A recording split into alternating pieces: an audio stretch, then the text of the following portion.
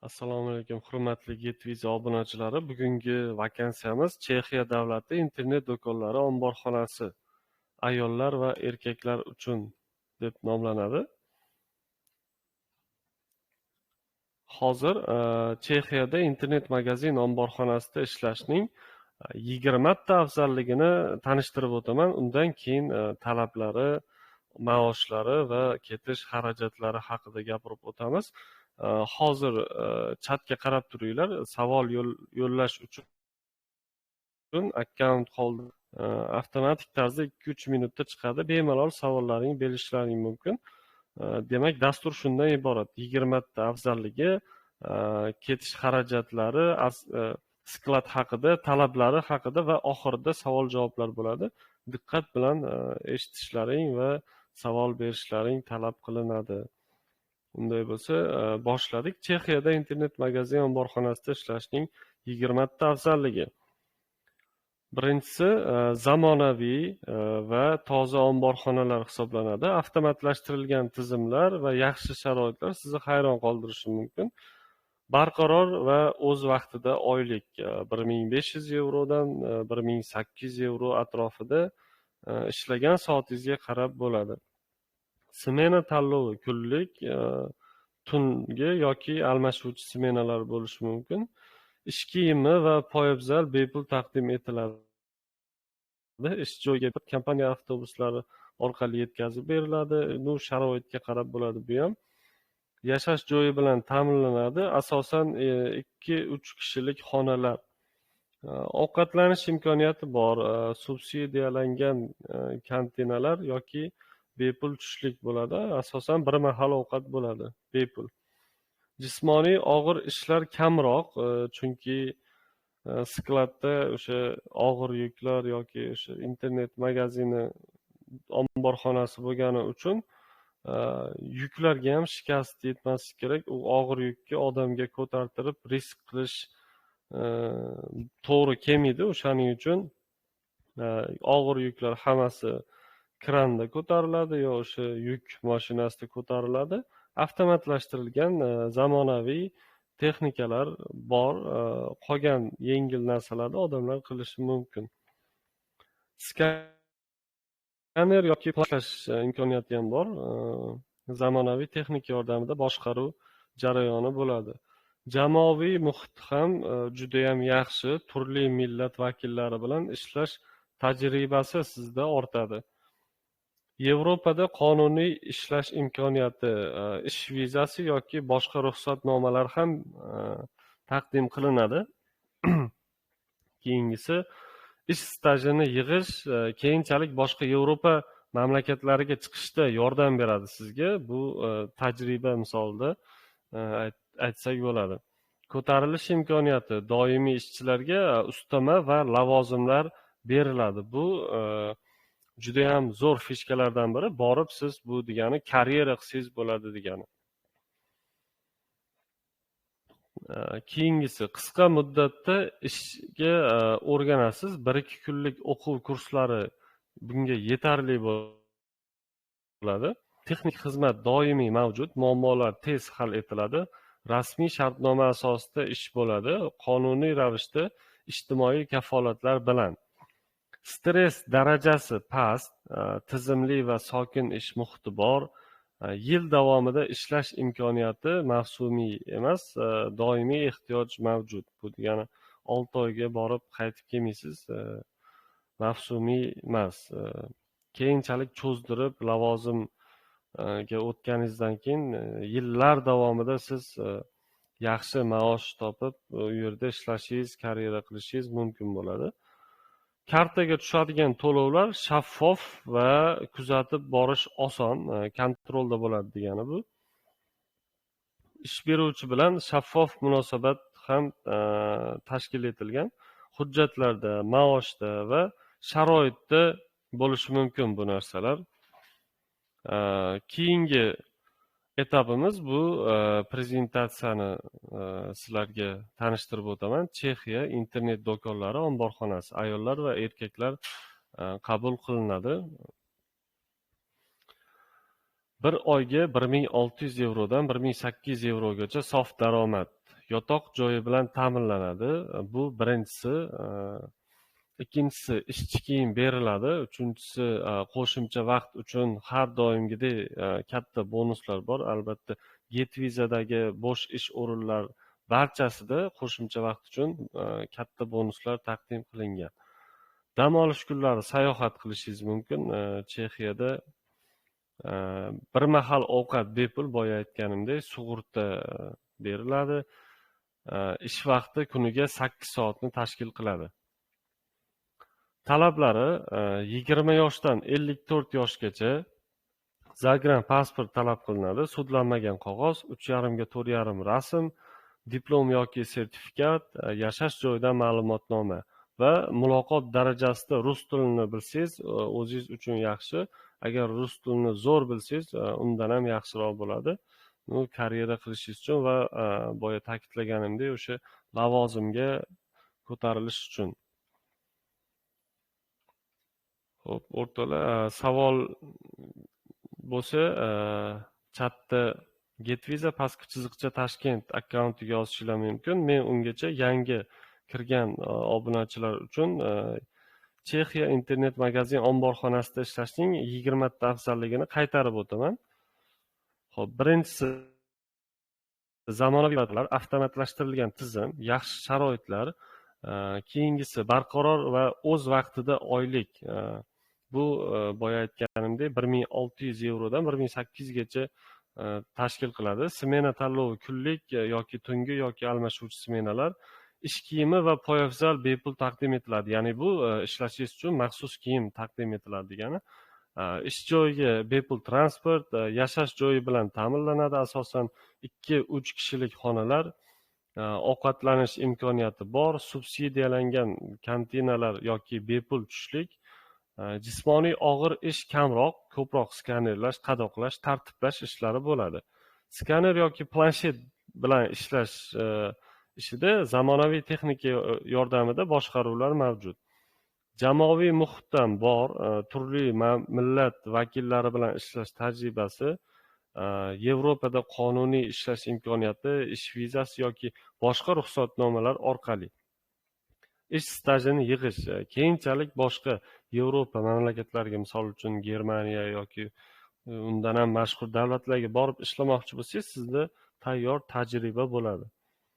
Ko'tarilish imkoniyati, bu ham eng muhim joylardan biri. Diqqat bilan eshitishingiz talab qilinadi. Doimiy ishchilarga ustama va lavozim olganingizdan keyin siz yana 2-3-4 yilgacha umuman u yog'i ketaveradi. O'sha ko'p muddat ishlasangiz va ko'proq daromad olsangiz bo'ladi degani. Qisqa muddatda ishga o'rganasiz. Bu misol uchun tajribam yo'q degan odamlar uchun to'g'ri keladi. Qisqa muddatda, ya'ni 1-2 kunlik o'quv kurslari уже siz u yerda ishlashingizga yetadi.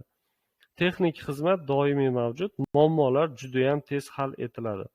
Rasmiy shartnoma asosida ish, qonuniy ravishda ijtimoiy kafolatlar bilan bo'ladi.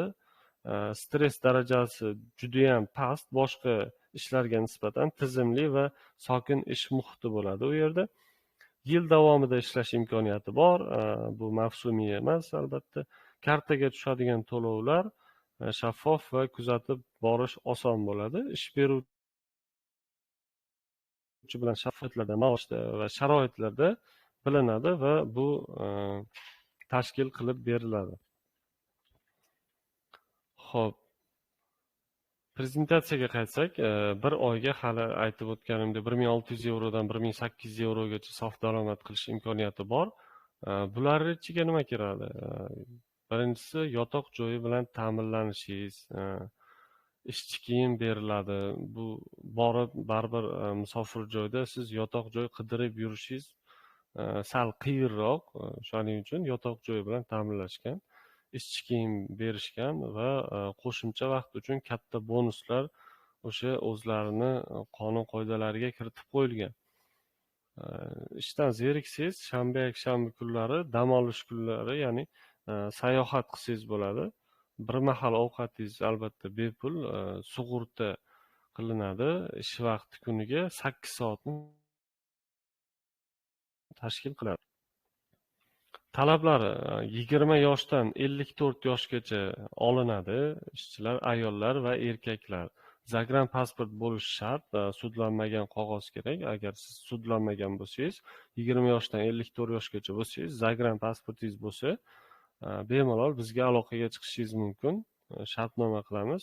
Ketish vaqti 3-4 oyni tashkil qiladi. Diplom yoki sertifikat 3,5 ga 4,5 rasm, yashash joyidan ma'lumotnoma va muloqot darajasida rus tilida gaplasha olishingiz ham talab qilinadi.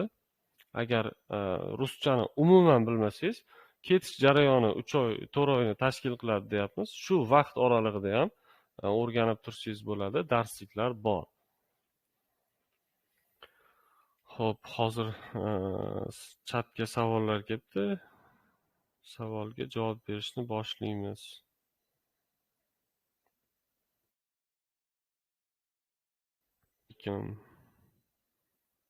Eldorbek Kamoliddinovdan savol kelibdi. Ish haqida ma'lumot berilyapti. Til bilish sertifikat kerakmi? Yo'q, aka, til bilish sertifikati umuman kerak emas.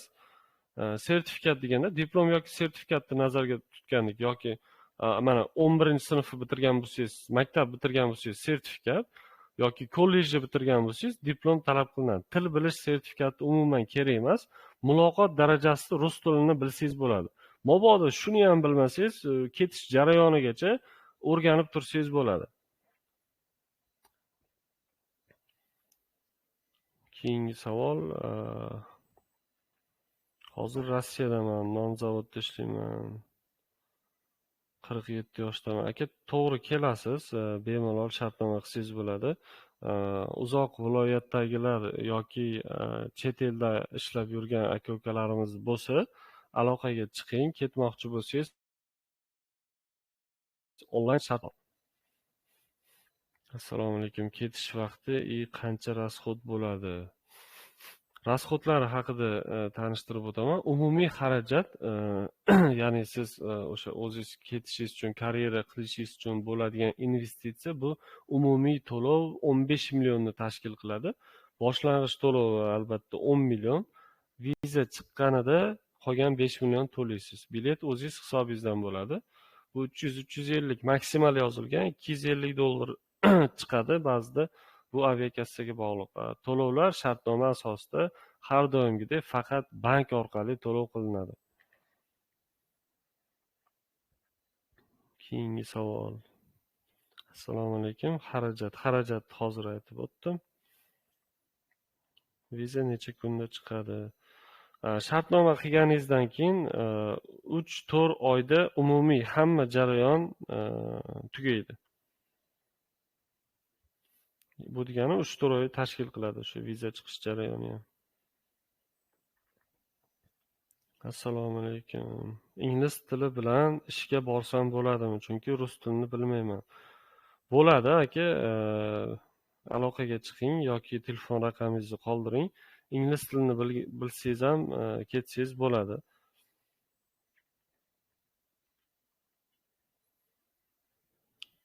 Assalomu alaykum. Xarajatlari va qancha muddat ketadi deb savol berishibdi.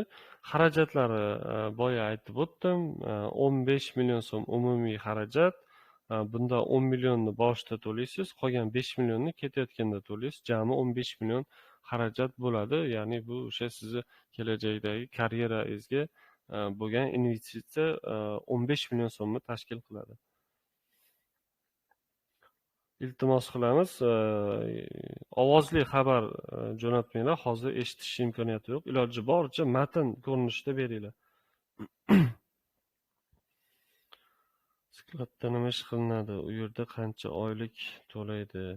Oyliklari 1600 yevrodan 1800 yevrogacha, borib eng minimal rejimda kamroq soat ishlayman desangiz 1000 yevrodan boshlanadi.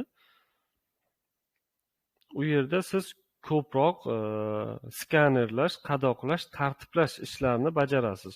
Shu hamma yerda sklad qanaqa bo'lsa, o'shani zamonaviy ko'rinishi, jismoniy og'ir ishlar juda ham kam. Shuning uchun ayollar va erkaklar olinadi deb yozib qo'yganmiz.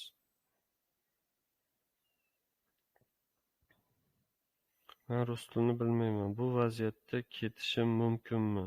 Ketsangiz bo'ladi aka, chunki 3-4 oyda siz bemalol muloqot darajasida o'rganib olsangiz bo'ladi rus tilini. O'rganish darajangiz juda ham past bo'lsa ham terminoviy so'zlarni yodlab olib ketsangiz bo'ladi. Asosiysi u yoqda jarayonda o'rganasiz baribir.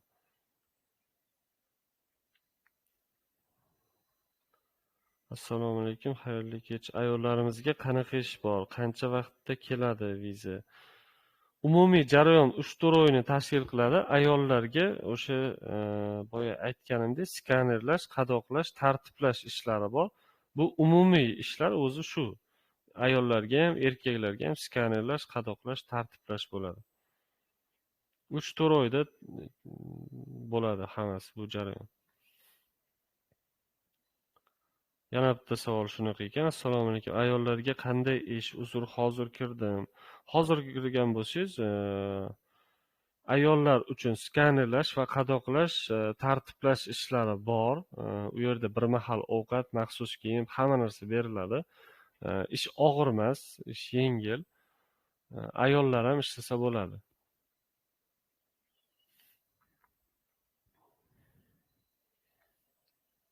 Assalomu alaykum. Faqat internet magazinmi yoki boshqa skladlar ham bormi? Yo'q, faqat internet magazin hozirgisi. Sklad, boshqa skladga bormoqchi bo'lsangiz, Polsha vakansiyamizga topshiring. Impost va DHL pochta omborxonalarida ham ish bor. Ayollar uchun alohida pozitsiyada, erkaklar uchun alohida pozitsiyada ish bor. Assalomu alaykum. Xarajatlari va qancha muddat? Xarajatlari 15 million so'm tashkil qiladi. Boshida 10 million so'm, oxirida 5 million so'm to'laysiz. Bu jarayon 3 oydan 4 oygacha cho'zilishi mumkin.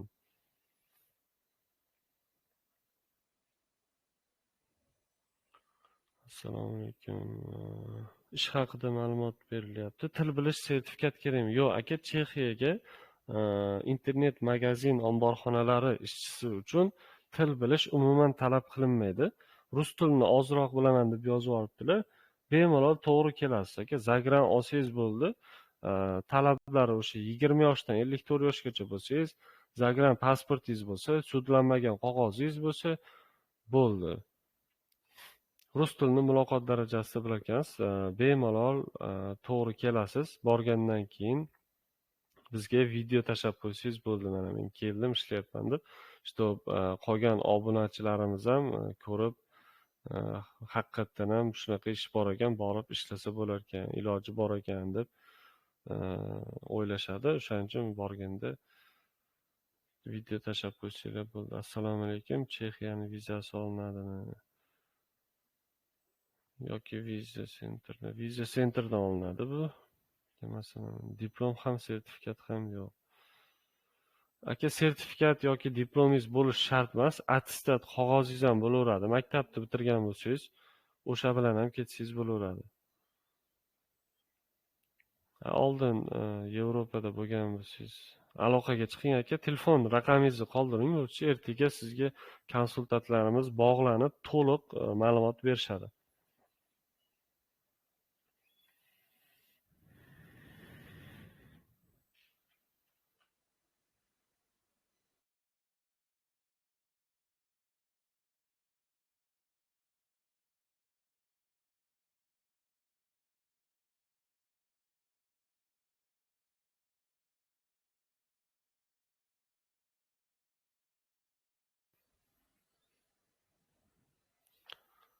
Xo'p, suhbat haqida so'rashibdi. Suhbat bo'lmaydi, faqat hujjatlar bo'yicha bir ikkita savollar berish mumkin. Qayerga ketyapsiz, nimaga ketyapsiz, вообще-то siz gapira olasizmi, o'zingizmisiz, shunaqa savollar. U qo'rqadigan nimadir, o'sha boshqa Amerikani elchixonasiga o'xshagan nimadir suhbatlar bo'lmaydi. Akalar, iltimos matnli ko'rinishda yozib savol bersanglar yaxshi bo'ladi, chunki ovozli xabarda eshitish imkoniyati yo'q. Assalomu alaykum.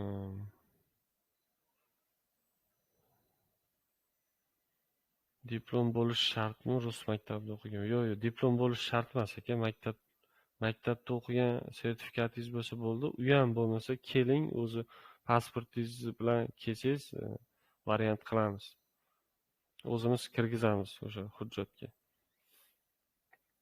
Assalomu alaykum. Svarchiklarga ish bormi? Svarchik dokument kerakmi? Svarchik dokumentingiz bo'lmasa ham siz to'liqroq javob bering aka. Iloji bo'lsa, svarkani nechta turini bilasiz? Professional svarchikmisiz? Albatta, konsultantlarimiz sizga ish topib berishadi.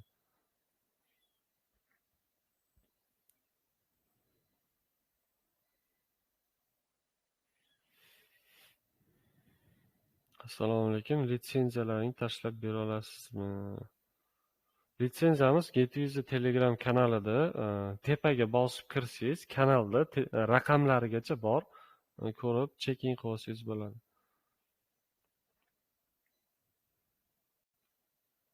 Yana bitta shunaqa savol. Telegram kanalimizga kirsanglar, tepani bossanglar, litsenziya raqami bor. Ja bo'lmasa, kelinglar, ofisimiz Toshkent va Farg'onada ofisimiz joylashgan. Kelib, ko'rishib, suhbatlashib, shartnoma qilgan baribir boshqa kelsanglar, lokatsiya tashlab qo'yganmiz. Bepul konsultatsiya beramiz. Faqat jonli efirdan ko'rib keldik desangiz bo'ldi. Sizga 1 soat bepul konsultatsiya beriladi. Faqat shu so'zni ishlatsanglar bo'ldi.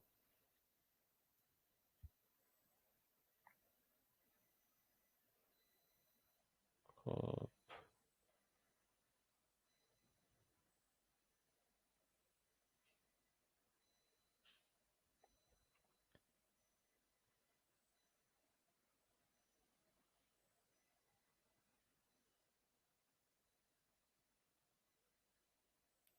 Bir daqiqa.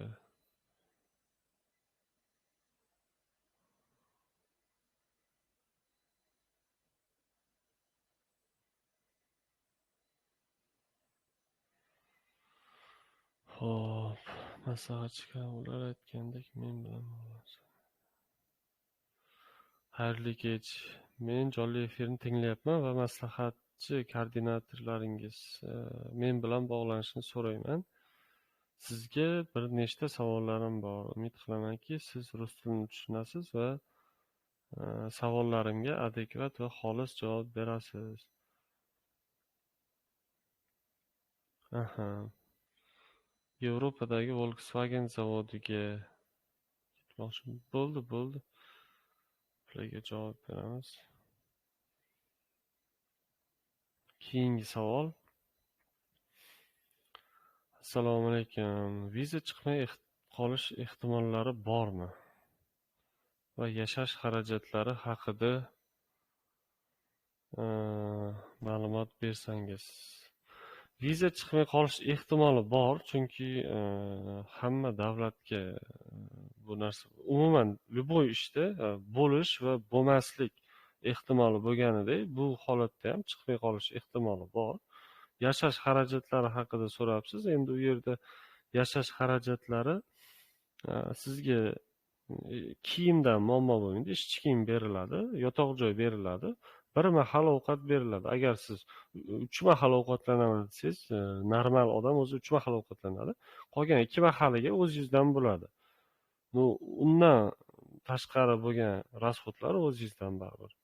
Sizga o'sha yerda prosta yashashingiz, kiyinishingiz va uxlab qolishingiz uchun o'sha joy ta'minlangan, kiyim va bir mahal ovqat.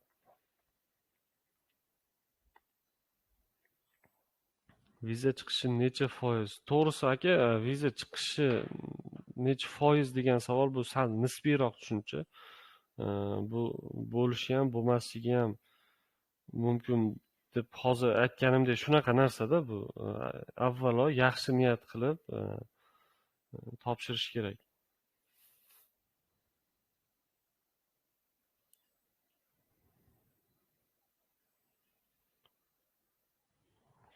Keyingisi, assalomu alaykum. Telefon nomer so'rashdi. Telefon nomerlar hammasi Telegram kanalimizda bor. 78likdan boshlangan nomerlar dushanbadan shanba kunigacha ertalab 10:00 dan 18:00 gacha ishlaydi.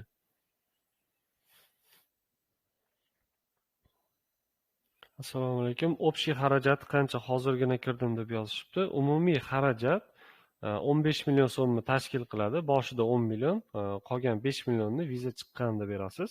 Bilet o'zingizni hisobingizdan bo'ladi. To'lovlar har doimgidek shartnoma asosida faqat bank orqali to'lov qilinadi. Xo'p, hozir yangi kirganlar bor ekan. Bitta qaytarib o'taman. U yerdagi sharoitlarni, afzalliklarni diqqat bilan eshitishlaring talab qilinadi. Xo'p, Chexiyada internet magazin omborxonasida ishlashning 20 ta afzalligi. Zamonaviy va toza omborxonalar, avtomatlashtirilgan tizimlar, yaxshi sharoitlar, beqaror va o'z vaqtida oylik, smena tanlovi, kunlik, tungi yoki almashuvchi smenalar, ish kiyimi va poyabzal bepul taqdim etiladi. Ish joyiga bepul transport, yashash joyi bilan ta'minlanadi. Asosan 2-3 kishilik xonalar, ovqatlanish imkoniyatlari bor, kuniga bir mahal.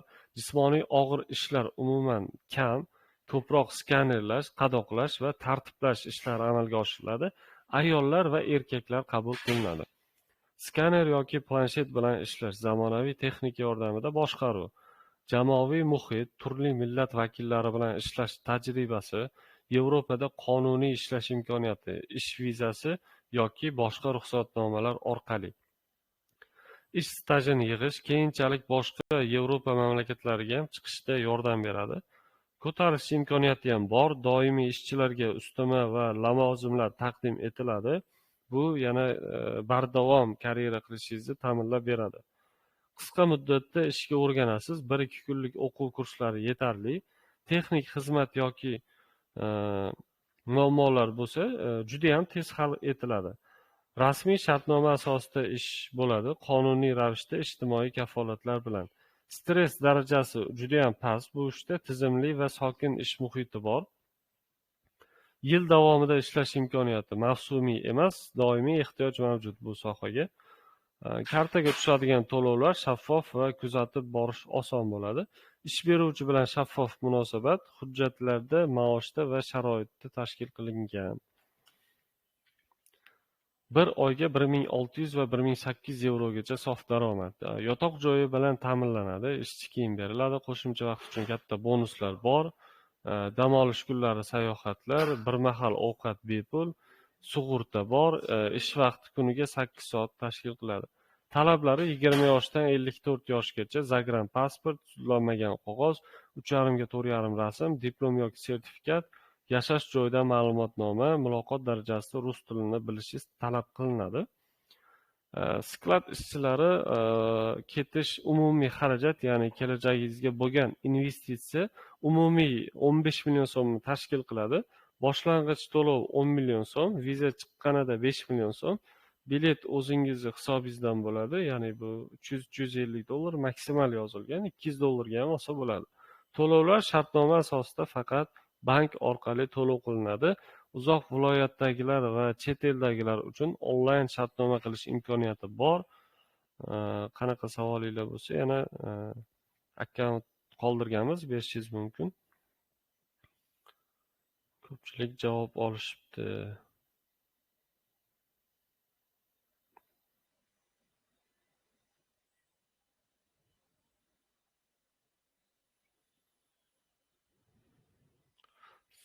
Keyingi savol. Serbiyaning internet do'konlaridagi ish vakansiyalari tugadimi deb savol berishibdi. Yo'q, tugamadi. Hali bor. Bemalol hujjat topshirishingiz mumkin.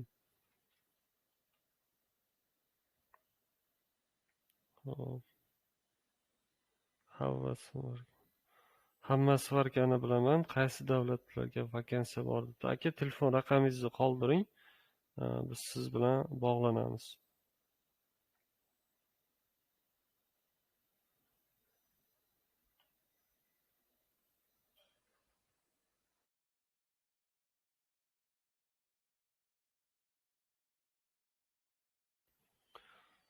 Salom, konsultant maslahati kerak debdilar. Telefon raqamingizni qoldiring. Ertaga siz bilan konsultantlarimiz bog'lanishadi.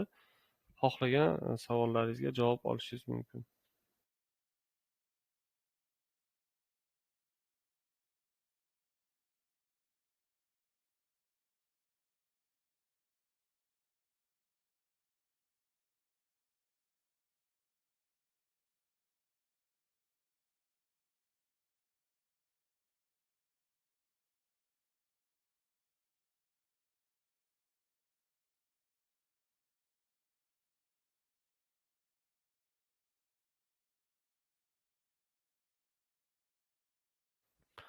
Ho'p, hozir xabar keldi.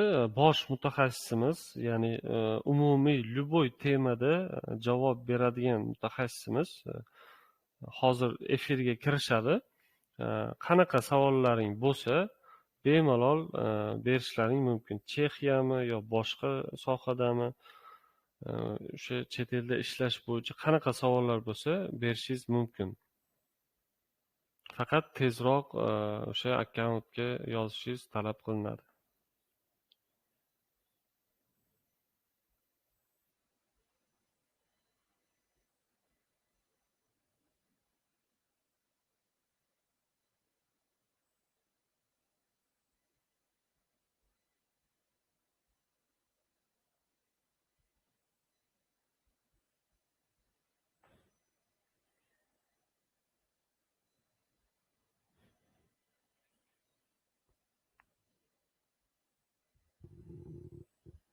Bekmat Xolmo'minov: qanday bog'lansam bo'ladi? Savolingizni yozing aka, sizga javob beramiz.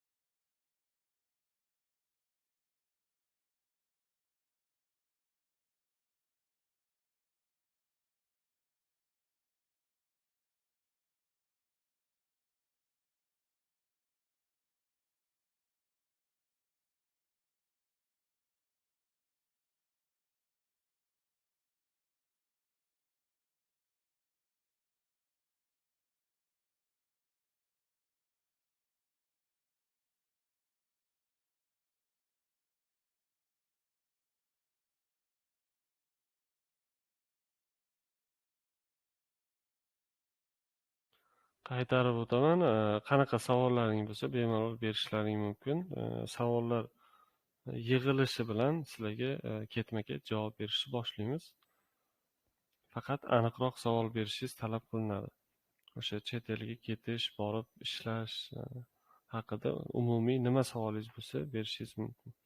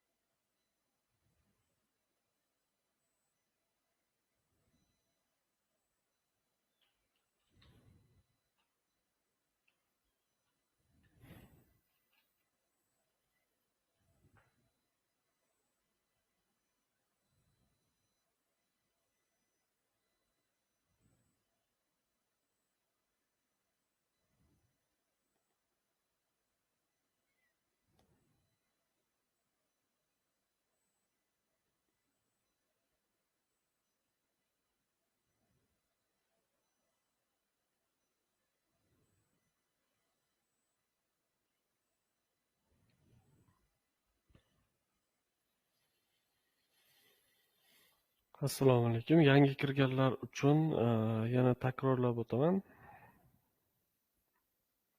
Chexiyada internet-magazin omborxonasida ishlashning 20 ta afzalliklari. Zamonaviy va toza omborxonalar, barqaror va o'z vaqtida oylik, smena tanlovi bor. Ish kiyimi va poyabzal bepul taqdim qilinadi. Ish joyiga bepul transport, yashash joyi bilan albatta ta'minlanadi. Asosan 2-3 kishilik xonalar. Ovqatlanish imkoniyati bor. Bir mahal ovqat bepul.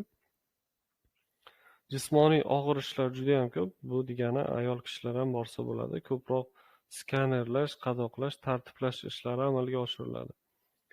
Skaner yoki planshet bilan ishlash imkoniyati bor. Jamoaviy muhit bor. Yevropada qonuniy ishlash imkoniyati bor. Ish stajini yig'ish, keyinchalik boshqa Yevropa mamlakatlariga chiqishga yordam beradi bu. Ko'tarilish imkoniyati. Doimiy ishchilarga faqat ustama va lavozimlar beriladi. Qisqa muddatda ishga o'rganasiz. 1-2 kunlik o'quv kurslari yetarli. Oylik maosh 1600 yevrodan 1800 yevrogacha. Texnik xizmat doimiy mavjud. Muammolar tez hal etiladi. Rasmiy shartnoma asosida ish qonuniy ravishda ijtimoiy kafolatlar bilan ta'minlangan. Stress darajasi juda ham past bu ishda. Tizimli va sokin ish muhiti bor. Yil davomida ishlash imkoniyati bor. Bu Angliya yo boshqa davlatnikiga o'xshab mavsumiy emas. 6 oyda qaytib kelmaysiz. Keyinchalik ham ishlasangiz bo'ladi. Kartaga tushadigan to'lovlar shaffof va kuzatib borish oson bo'ladi. Ish beruvchi bilan yana shaffof munosabat ham yo'lga qo'yilgan. Hujjatlarda, maoshda va sharoitlarda.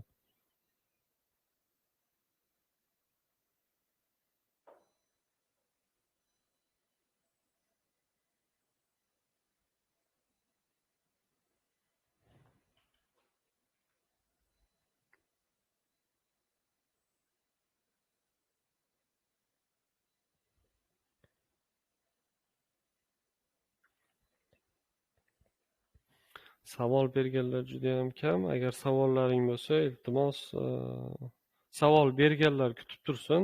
Yana savol bermoqchi bo'lganlar, savollaring bo'lsa beringlar. Hozir bosh mutaxassisimiz javob berishi kerak.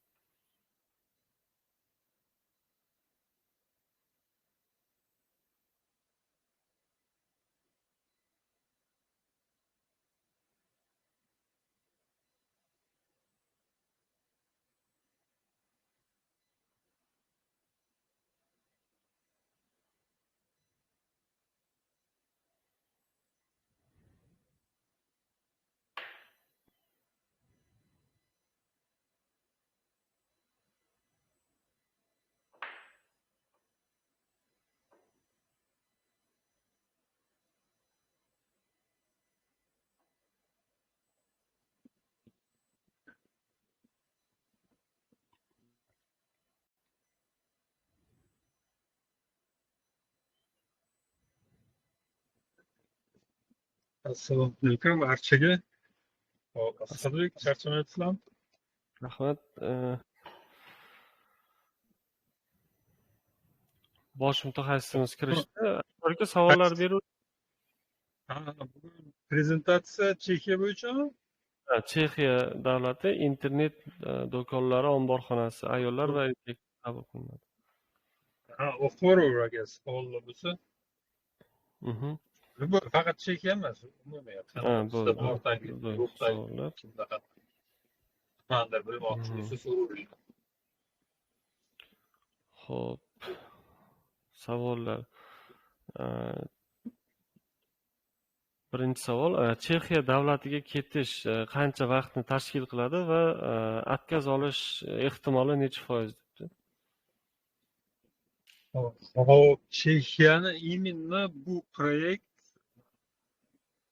qisqa muddatli viza uchun agar kim Chexiya bo'yicha xabari bo'lsa, 1 yillik vizalarni olish uchun umuman hujjat qilish oson, lekin navbat olish juda ham qiyin. Telefon orqali olinadi. Agar Chexiya bo'yicha borishni so'ragan bo'lsalaring, eshitgan bo'lsalaring, ko'pchilik Chexiyani qiyin deydi. Sababi именно 1 yilligini olishda imkoni yo'q. Bir oyda bundan biz Chexiyani bir yilligini bundan yaqin karantindan oldin shug'ullanganmiz. Faqat bir oyda 40 ta joy berardi. Har oyda 3-chi jumasida 1 soat 2 soatga telefon ochiladi. O'sha vaqtda hamma telefon qiladi. Agar kim Namanganni Kosonsoydan bolalar bo'lsa bilishadi. O'sha paytda telefon qilinadi. Odamlar shunaqa mahallalar bor. O'sha jo'natadigan piyoda ishlab yurgan bolalar tez mahallaga telefon berib qo'yadi, pasport ko'pkalar berib qo'yadi. Bir vaqt o'zida 100 kishi, 200 kishi telefon qiladi. Kim navbat olsa, o'sha navbat olganga $200, $500, $1000 beraman deb turib, shunaqa navbat olishar edi. Hozir ham shunaqa olishadi, lekin birgalikda umuman почти imkonsiz. Hop, mana hozirgi bizdagi proyektda bu 1 yillik emas, vizasi 9 oylik. 9 oylikda bunda navbat olish bo'limini bu boshqa turga kiradi, vizani boshqa turga. Bunga через vizitsentr topshiriladi. Hop, shularni hisobga olib, elchixonani navbati plus minus balki kimgadir bir oyda уже yacheyga chiqar, balki kimgadir 2 oyda chiqar. Примерно o'sha boshqa davlatlarda elchixonasiga olinayotgandaqa Polshanikiga emas, boshqa vizitsentrga olinayotganlarga 1 oy 2 oy vaqt olishi mumkin. Vaqt oladi ham. Bir kunda navbat topolmaydi, bir haftada yo bir kunda. Hop, hujjatlarni tayyor bo'lishi, bu yoqdan politsiyadan, migratsiyadan chiqishi o'zi aslida 25 kundan 45 kungacha, lekin biz buni ham baribir sapa-sanaqasini olib, человеческий faktor har xil holat bo'lishi mumkin. Bu yoqda aytaylik, ish beruvchi vaqtida topshirmasligi mumkin, 15 kun keyinroq topshirishi mumkin. Yoki migratsiyadan 4-5 kun chiqishi mumkin. Shuning uchun do'g'rilarda обязательно minimum 2 oy deb ko'rsatiladi, minimum. Chunki baribir o'zi chet elga chiqaman degan odam ko'pchilik konsultatsiyalardan yozadi, tez ketishim kerak, tez ketadigan joy kerak. To'g'ri, hammaga tez ketadigan joy kerak, bu yoqdagi problemalarni tezroq hal qilish uchun. Lekin bu yoqdagi problemalar, kreditlar to'lovi, kimlarni qarz borligi yoki tezroq chet elga chiqib ketish keraklik xohishi bu yoqdagi sistemalarni tezlatib qo'ya olmaydi. O'shaning uchun plus minus navbati bilan hisobga olinglar. Kim topshirmoqchi bo'lsa 3 oy bilan 5 oyni plus minus 3 oy 4 oyni hisobini olinglar. Bu degani aynan shu vaqtga boradi degani emas, balki bundan ertaroq bo'ladi. Hujjatlar ertaroq keladi. Keyin oladigan bolalarni kontaktini beriladi, ular bilan navbat olasiz. Baribir hisobini olish kerak. Hop, keyingi savol.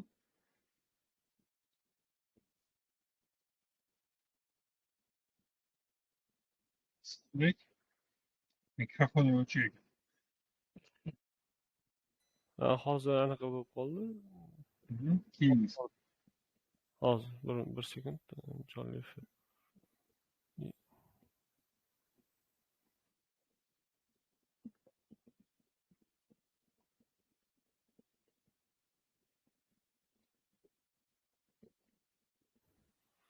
Keyingi savol. Assalomu alaykum. Chexiyada 18 yoshdan ishlasa bo'ladimi deb yozibdi. 18dan ishlasa bo'ladi, agar o'sha maktab kerakli anaqalari olingan bo'lsa, уже bemalol ishlasa bo'ladi. Attestat, diplom уже bo'lgan bo'lsa, o'sha minimum olish kerak bo'lgan bilimlar уже olib bo'lingan bo'lsa, ishlasa bo'ladi.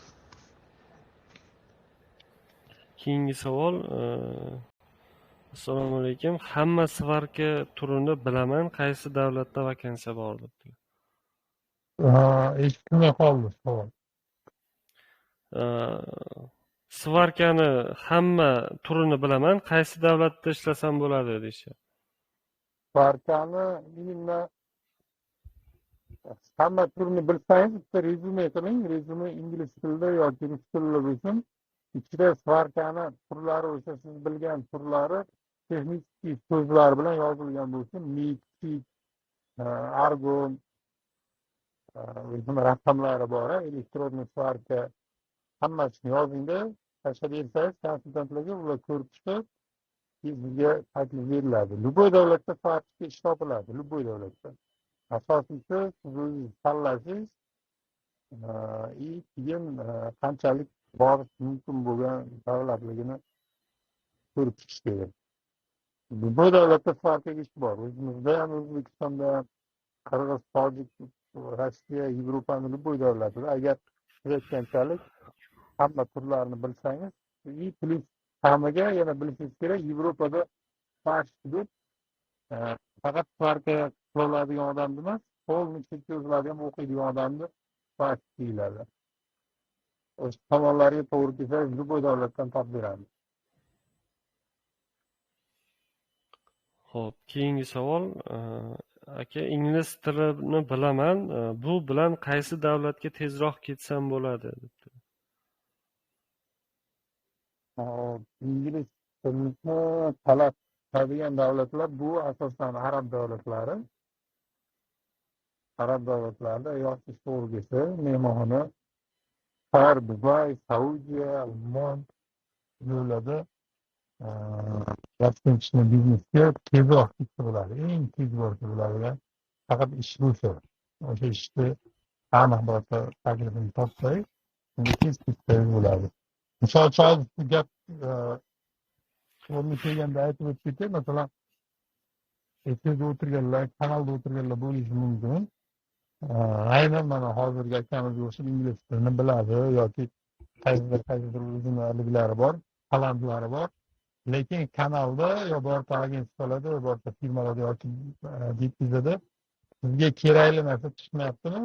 Lekin siz o'zingizni qanaqadir yo'nalishingiz bor. Hamma ishni qilaveraman deganlar emas. B-pravam bor deydiganlar emas. B-prava 90% erkaklarda bor. O'zbekistonda shopir hisoblanmaydi B-pravasi borlar. Ko'pchilik yozib qoladi, shopirlik qilaman, B-pravam bor. B-prava hammada bor. Bu B-prava mashina minish uchun beriladiganligi shopirlikni bildirmaydi. T kategoriya bo'lsa, ana o'shalar shopir hisoblanadi. Hop, shunga o'xshash yoki imенно oshpazlik bo'yicha qanaqadir sertifikatlari bor yoki svarka bo'yicha hozirgi akamizga imенно qanaqadir sertifikatlari bor. O'sha boshqalardan boshqacha bo'lib turadigan odamlar bo'lsa, shunaqalar bemalol konsultantlarga yozishlari mumkin. Individual tarzda xizmat ko'rsatamiz. Misol uchun ingliz tilini bilasiz, svarkani ham bilasiz, siz so'zlarni o'qiysiz, polni talablar to'g'ri keladi. Mana menga birorta ish topib beringlar. Keyin sizga aytamiz, mana davlatlar qaysi birini ko'rib chiqadi. Men mana davlatni ko'rib chiqaman. Bo'ldi.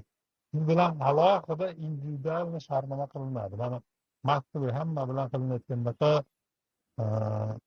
$100, $150, $200 foydasiga emas, imенно siz bilan bitta konsultant, bitta account manager, bitta rekruter alohida siz bilan ishlagani uchun bu xizmatlar hammasi qo'shiladi, qimmatroq bo'ladi. No, imенно siz o'zingiz xohlagan, borgandan keyin qochib ketmaydigan, o'zingiz xohlagan ishni topib, polni vizual podдержкасini qilib beramiz. Kimda shunaqalar bo'lsa, boshqacha odamlar bo'lsa, tushuntira oldimmi? Hammadan boshqacharoq talantlari bor qanaqadir, bilmaymiz hozir kanalda shuncha odam o'tiribdi, har xil kasb egalari bo'lishi mumkin. Kimdir neft sohasida ishlagan, lekin diplomlarni aytmanglar, iltimos. Diplomim mana uni bitirganman, mana uni bitirganman. Diplom umuman chet elda hech qanaqa rol o'ynamaydi ko'p joylarda. Diplom bo'yicha emas, real o'zingiz qila oladigan ish va tajribadan kelib turib, men falon joyda ishlaganman. Enter engineeringda 5 yil vaqt ko'p ishlaganman. Bu narsa nimadir aytadi. Bo'lmasa Artel kompaniyasida men televizorlar sborkasida 1 yil ishlaganman. GMda именно pakratka bo'limida, o'sha bo'yaydigan bo'limda 1 yil ishlaganman. Mana bu narsalar nimadir bu narsalardan nimadir bilsa bo'ladi, u odam qanchalik professionalligi. Lekin просто так mana joyda bitirganman, diplomim bor, B-pravam bor deganlar uchun emas. Bunaqalar hamma bilan bir xil odamlar o'sha Moskva jurnallardagi vakansiyalardan tanlayveradilar. kimda shunaqa o'ziga yarasha injiqliklari bor odamlar bo'lsa, individualniy yo'qsalar, ularga alohida xizmat ko'rsatiladi. Ingliz tilisi bor akaga o'sha Kuvayt boshqa joylar rezyume kerak. Rezyume tashlab bersinlar, ko'ramiz, CVni. Xo'p. Keyingi savol. Bu Chexiyani qaysi shahrida bo'ladi debdi. Chexiyani bu Pragada agar ko'rgan bo'lsalaring, borgandan keyin komandirovka imkoniyati ham bor bu ish beruvchida. Именно bu joylar Pragani o'zida. Balki agar qanaqadir ish beruvchi bilan kelishib, komandirovkaga chiqish, Germaniyaga yo boshqa joyga komandirovkaga chiqish variantlarini ish beruvchi bilan kelishsalaring, u balki o'zi shaharda anaqasi yo'q, cheki yo'q. Germaniyaga chiqsa bo'ladi, boshqa davlatlarga ham chiqsa bo'ladi. Eng asosiy narsa Yevropaga birinchi o'rinda hamma proyektlarda eng asosiy narsa bu birinchi o'rinda to'g'ri hujjat qilish, qaysi viza olish imkoniyatini beradigan. Ba'zi joylarda misol uchun hujjat qilishadi yoki internetlarda hujjat sotadiganlar bor, o'shalardan olsalaring umuman imkoniyati ham bo'lmaydi vizaga olishgacha yetib bormasdan даже albatta hujjat olib qo'yishingiz mumkin, boshqa bo'lishi mumkin. Get vizani именно qiladigan xizmati o'zi asli shu.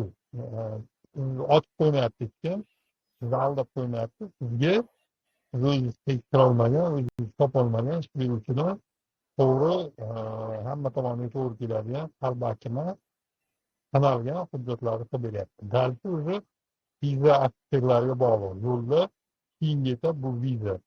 Yevropaning любой proyektida birinchi o'rinda viza olish. Viza olgandan keyin misol uchun variantlar juda ham ko'p. Chexiyanikini olasiz, Polshanikini, Slovakiyanikini. Misol uchun vizangizni olgandan keyin ham qanaqadir plallaringiz o'zgarib qolsa, men keyinroq hamma joyga bormoqchiman, keyin manday qilmoqchiman, qanday legallik qilsam bo'ladi, boshqa davlat orqali yoki falon joyda o'rtog'im bor, Germaniyada o'sha joyga oldiga yetib borishim kerak deyishingiz uchun qo'lingizda viza bo'lishi kerak. O'sha viza bo'lgandan keyin boshqa konsultatsiyalarni qila olamiz keyinchalik. Xo'p, keyingi savol. Bir akamiz rus tilini va ingliz tilini so'zlashuv darajada bilar ekanlar.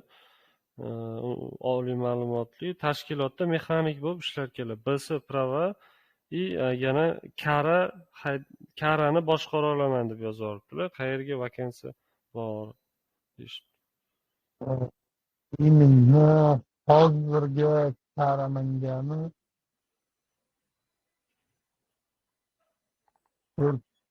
bor, qaysi bir proyektimda bor. Qaratchilar ham so'ragan, lekin bizni immunligi qarshilar juda ko'p bo'lmaganligi uchun ortiqcha reklama qo'yib, hamma ham telefon qilavermaslik uchun qo'yilmagan uni. Boshqa firmalarga ham berilmagan. Lekin karaga bor. Rezyume tayyorlab, siz ham rezyume, agar rezyume nimaligini bilmasangiz, Google'ga kirib rezyume deb yozasiz, chiqadi. Rezyume для карточка deb yozing.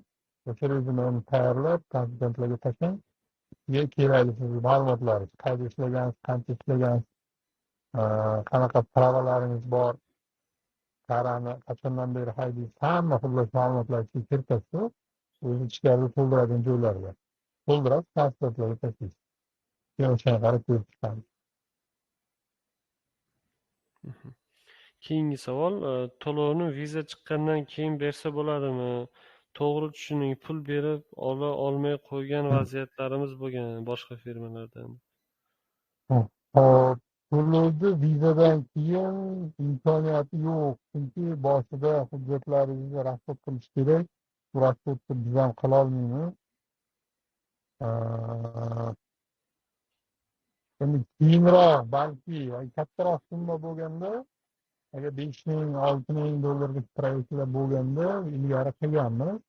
Misol uchun bank bilan kelishib bitta xizmat tashkil qilganmizda, bankda biz boramiz, siz bilan boramiz, o'sha konsultant bilan borasiz, pulingizni qo'yasiz, ikkita tomonga qo'l qo'yiladi, buni akkreditiv deydi.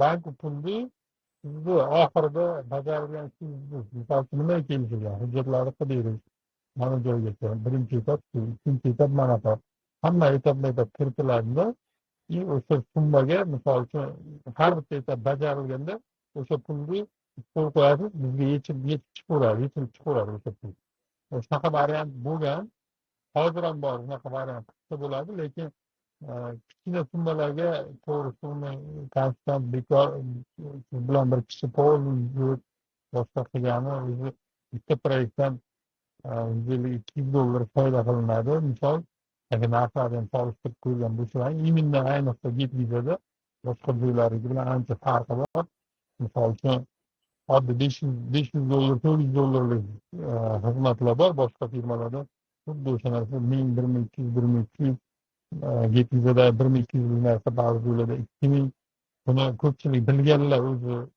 solishtirib ko'rishlari mumkin o'shaning uchun unaqa qilishga imkoni yo'q har kim o'zicha harakat qiladi viza bizga umuman kerak emas konsultantga ham kerak emas viza bu viza olib chet elga borish bu sizga kerak bo'lganligi uchun siz o'zingizni rasxodlaringizni o'zingiz qilishingiz kerak Hop. Keyingi savol. Rossiyada har oylik patent to'lovi bor, undan tashqari registratsiya to'lovi bor. Yevropa davlatlarida shunaqa to'lovlar ham mavjudmi?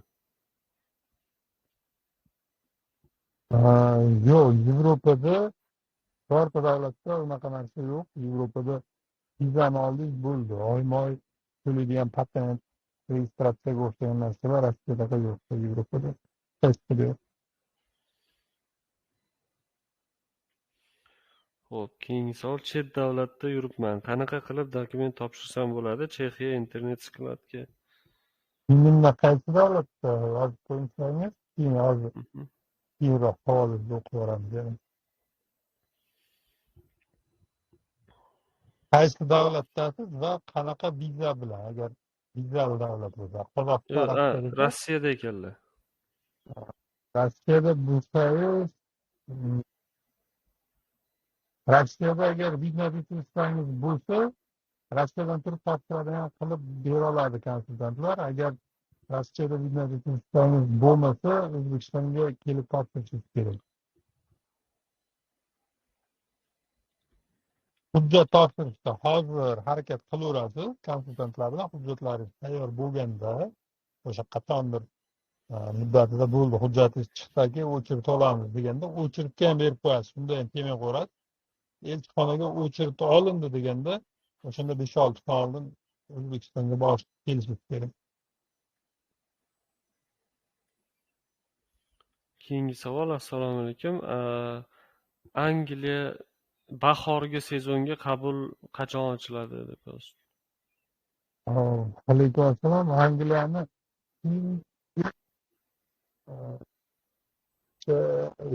dekabrda ochilgan, noyabrda. Xudo xohlasa agar O'zbekiston ko'rinishi qolmay tursa, bu yil ham shunaqa ochilsa kerak. Keyin bugun e'lon qo'yilgani yo'q, mabodo Angliyaga topshirmoqchi bo'lgan, lekin yopilib qoldi-ku. Aslida qachon yopildi desa, bir hafta bo'ldimi? Bir hafta atrofida bo'ldi. Bugun obeddan keyin kelishildi. Bosh menejerimiz biladi, Nargiza. Unga telefon qilib aytdim. 25 tamikan joy berildi. Bitta boshqa Qirg'izistondagi agentsiyada juda ham anaqa bir ikkita problemalar bo'lgan ekan, odamlar anaqasi bilan, to'lov bilanmi, nimasi bilan 25 ta yo 30 ta joy Nargiza biladi. Miting qilib edim, o'zlari gaplashdi. 25 ta 30 ta joy berildi. Mana shu kuzgi anaqaga intervyuga agar kim topshirmoqchi bo'lgan yoki kutib o'tirgan yopilib qolganda topshira olmay qolganlar bo'lsa ulgurmay qolganlar ertadan konsultantlarga chiqib именно konsultantdan nomerlar ichida 040 96 01 bor o'sha Angliya bo'yicha faqat o'sha qiz polnisda hamma ma'lumotlarni biladi Nargiza degan qiz o'sha qizga chiqib hujjat topshirish mumkin. Keyingi savol. ishdan keyin boshqa ishda ishlasa bo'ladimi? Ish soatini bajarib bo'lib, deylik dastavkadami?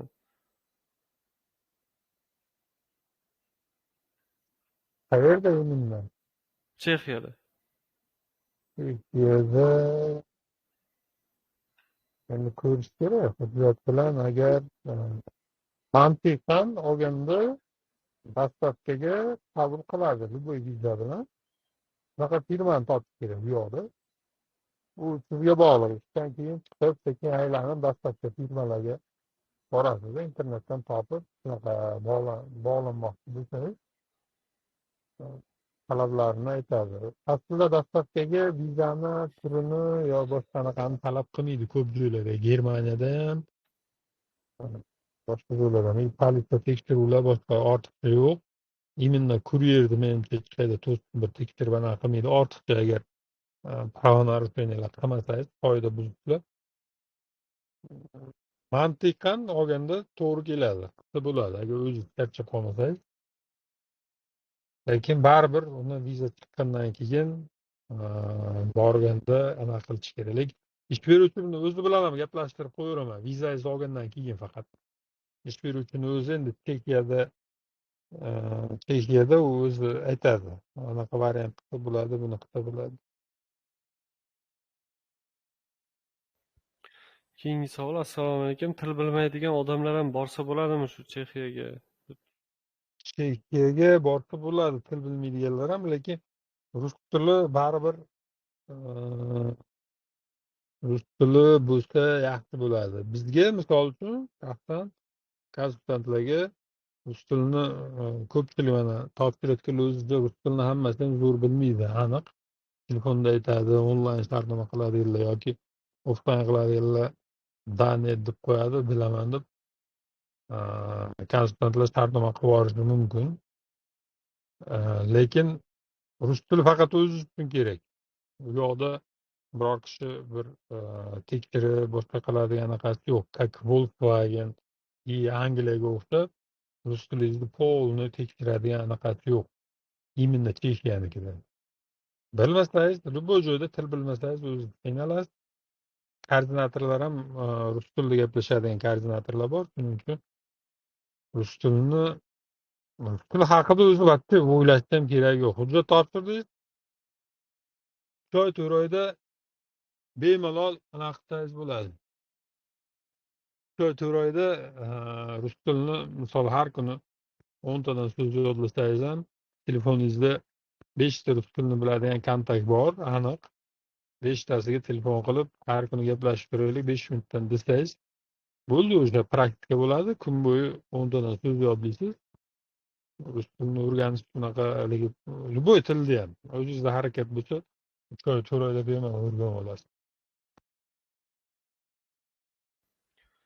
Keyingi savol. Assalomu alaykum. Biz 1-2 marta tushganmiz. Unda misol uchun $300 bo'lgan.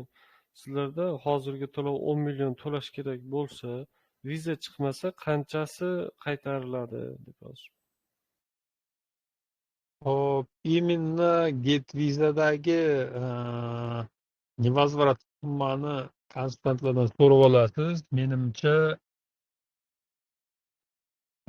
adashmasam yo 7 millionmikan, bitta so'rab olasiz. Telefon qilib 7 millionmi qanchadir o'sha hujjatga ketadigan pul hech kim qaytarib bera olmaydi pul.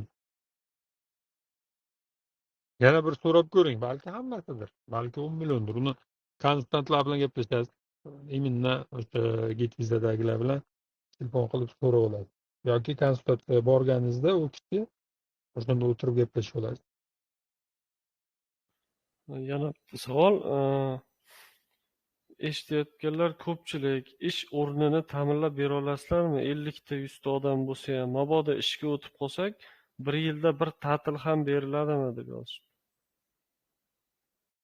Hop, agar polностью legalni haqiqa takramasdan oxirigacha bitta proyektda o'sha qaysi proyektga viza olgan bo'lsangiz, o'sha proyektda oxirigacha ishlasangiz, ta'til beriladi любой proyektda. Faqat bunaqa holatlar o'zbeklar bilan где-то 80% holatda yo'q. Nimagadir biznikilar bitta joyda oxirigacha yurmaydi. 3 oy borgandan keyin adaptatsiya bo'lgandan keyin boshlanadi haligi. Doim haligi o'sishga harakat qilib turamiz. Bittasi Germaniyaga ketib qoladi. Mana Slovakiyalarni ko'ringlar. Slovakiyani сокращение o'tgan yili сокращение bermasidan oldin ham даже сокращениеda xuddi shundoq ham necha yuztadir odam ketolmay qolib ketdi O'zbekistonda. Именно bizdagilarni hammasini jo'natib yubordik, ish topiladiganlarni topib boshqa davlatdan.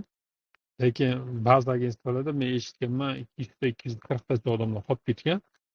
O'shaqa сокращение bo'lmagan taqdirda ham o'zi Slovakiyadagi o'sha Volkswagen'da o'sha borganlar biladi, hamma просто vizasi uchun topshirgan.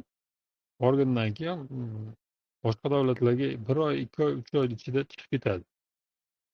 Boshqa proyektlarda ham xuddi shunaqa. O'zbekistondagi o'zi eng viza berilishi hamma davlatlarda ham borgan sari qiyinlashayotgani sababi ham shu.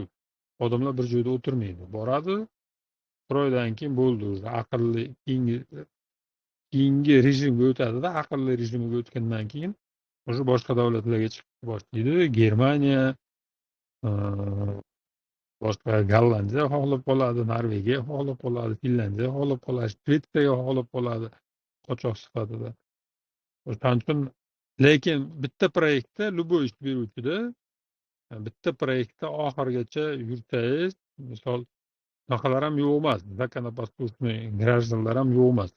O'sha borib, как положено ta'til uyiga kelib ketadi, VNJsini oladi, oilasini chaqiradi. Unaqalar ham juda ko'p bizni portfelimizdagi eski klientlarimiz ichida.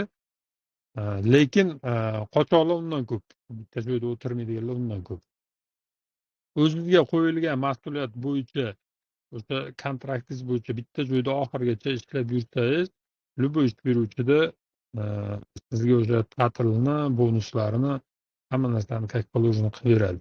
Unisida muammo yo'q. Asosiysi o'zingiz qoidalar buzmasangiz bo'ldi.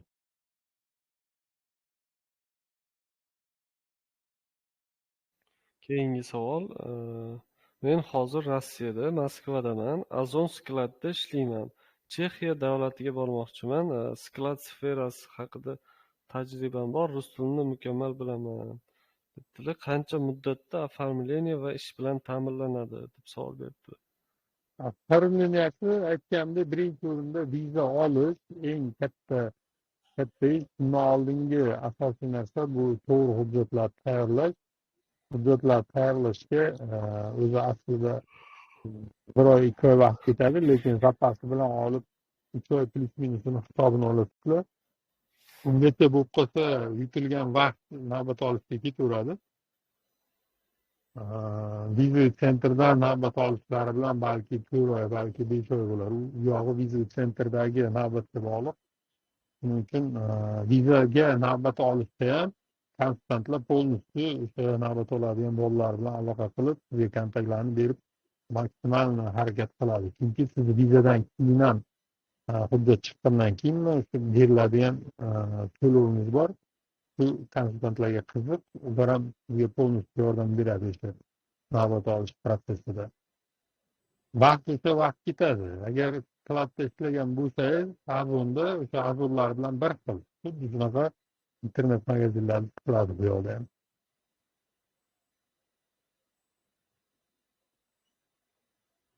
Hop.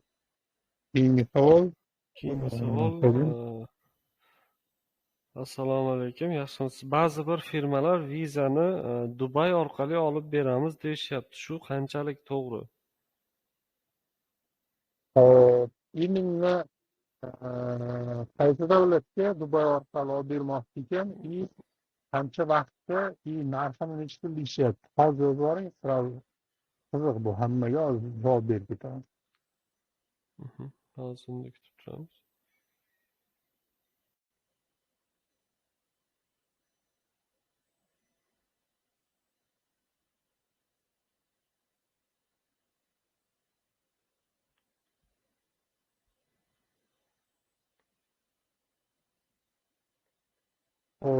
Keyin efirda o'tirgan ayollar bo'lsa, ayollarga kecha kuni bitta oпрос qo'yildi. Ayollar agar 3 oyga sezonniy ish bo'lsa, 1 oylik xarajatingizga ketsa, bilet hammasiga borarmidingiz degan ko'rgan bo'lsa, o'sha bitta katta proyekt bor.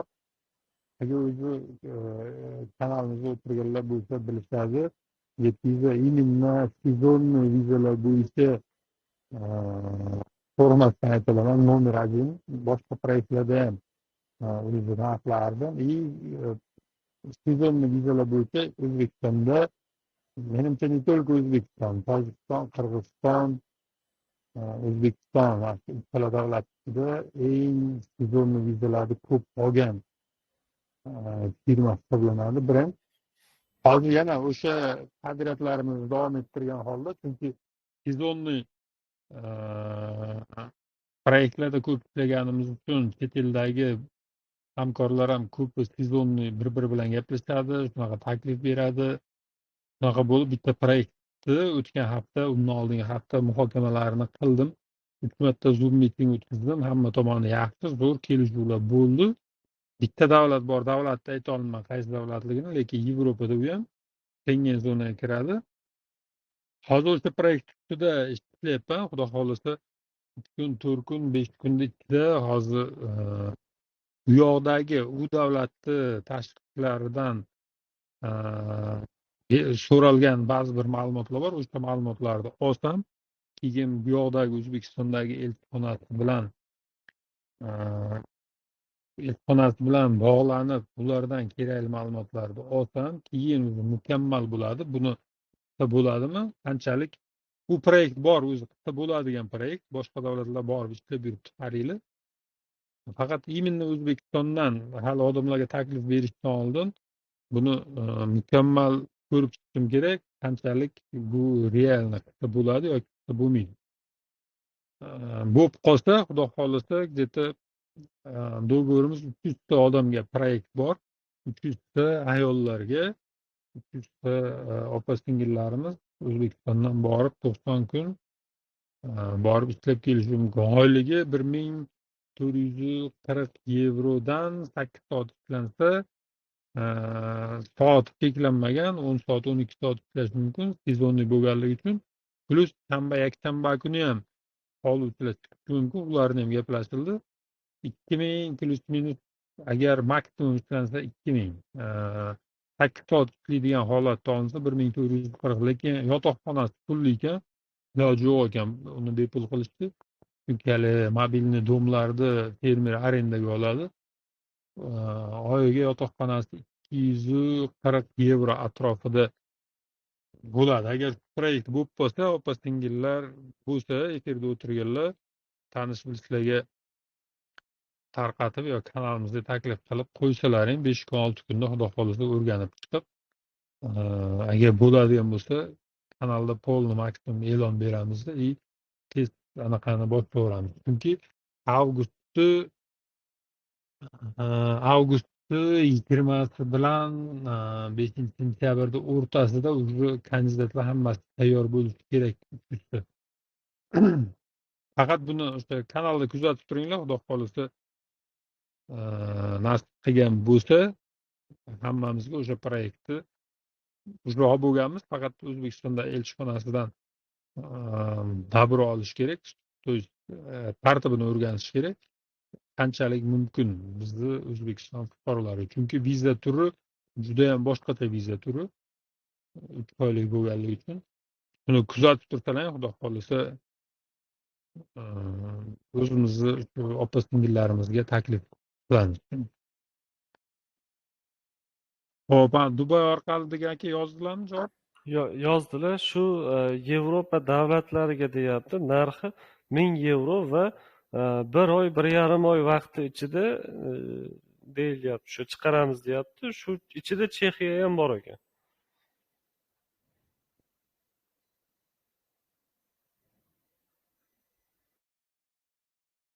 Xo'p, aka, agar eshitib turgan bo'lsangiz,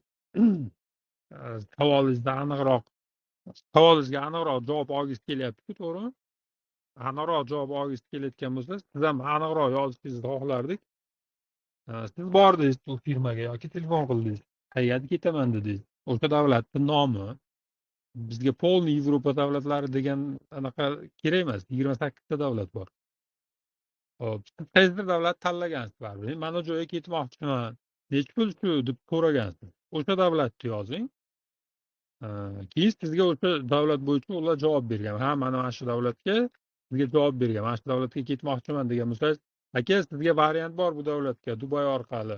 Shuncha berasiz, mancha vaqtda chiqadi, boshqa degan. Qanaqa viza u? Ishchi vizami, tur vizami? Siz so'ragansiz-ku hamma narsani. Bilaman, telefon qilganingizda любой biznikilar telefon qilganda konsultatsiyalar men eshitaman, anaqadagi bazadagi biznikilar просто qoldirib qo'ymaydi. 85 ta savol beradi. O'sha siz ham shuncha savol bergansiz, o'sha savollaringizni ga yarasha aniq javob olgansiz. O'sha narsani yozib bering. Men aniq bilaman, shu Yevropa davlatlariga Dubay orqali qilamiz. Mana spistkasida turib sizga 28 ta davlat tashlamaganda u. O'shaning uchun hozir mana aniq savol yozsangiz, qolganlarga foydali bo'ladi. Javobi qanchalik qisqa bo'ladi yoki qisqa bo'lmaydi. Qisqa bo'lishi nimaga bog'liq? Qisqa bo'lmasligi nimaga bog'liq? Qancha muddatda buni yozibsiz? 1 oy, 1,5 oy. O'shalar to'liq javob beraman. Qolganlarga ham shu foydali ma'lumot bo'ladi. O'shani yozing aka. Aniq savol yozing, aniq narsa yozing. Joy bilan baribir gaplashganingizda detalni gaplashgansiz. Biznikilar просто так telefon qilib Yevropaga ketkazamiz desa bo'ldi, Yevropaga turib pul berib shartnoma qilmaydi-da. Juda ham ko'p savol beriladi bizda. O'sha savollaringizni berganingizda sizga aniq javoblar bergan.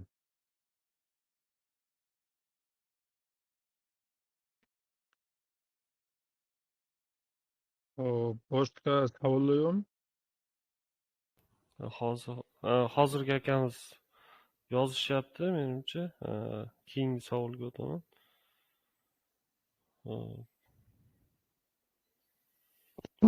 Assalomu alaykum, yaxshimisiz? Ummonga til bilmasa ham borsa bo'ladimi? Ketish 30 kundan 90 kungacha degansizlar. Agar 90 kundan oshib ketsa nima bo'ladi? Ummonga rus tili, menimcha rus tili aytilganmi hozir bir parcha. Proyekt ochilgan.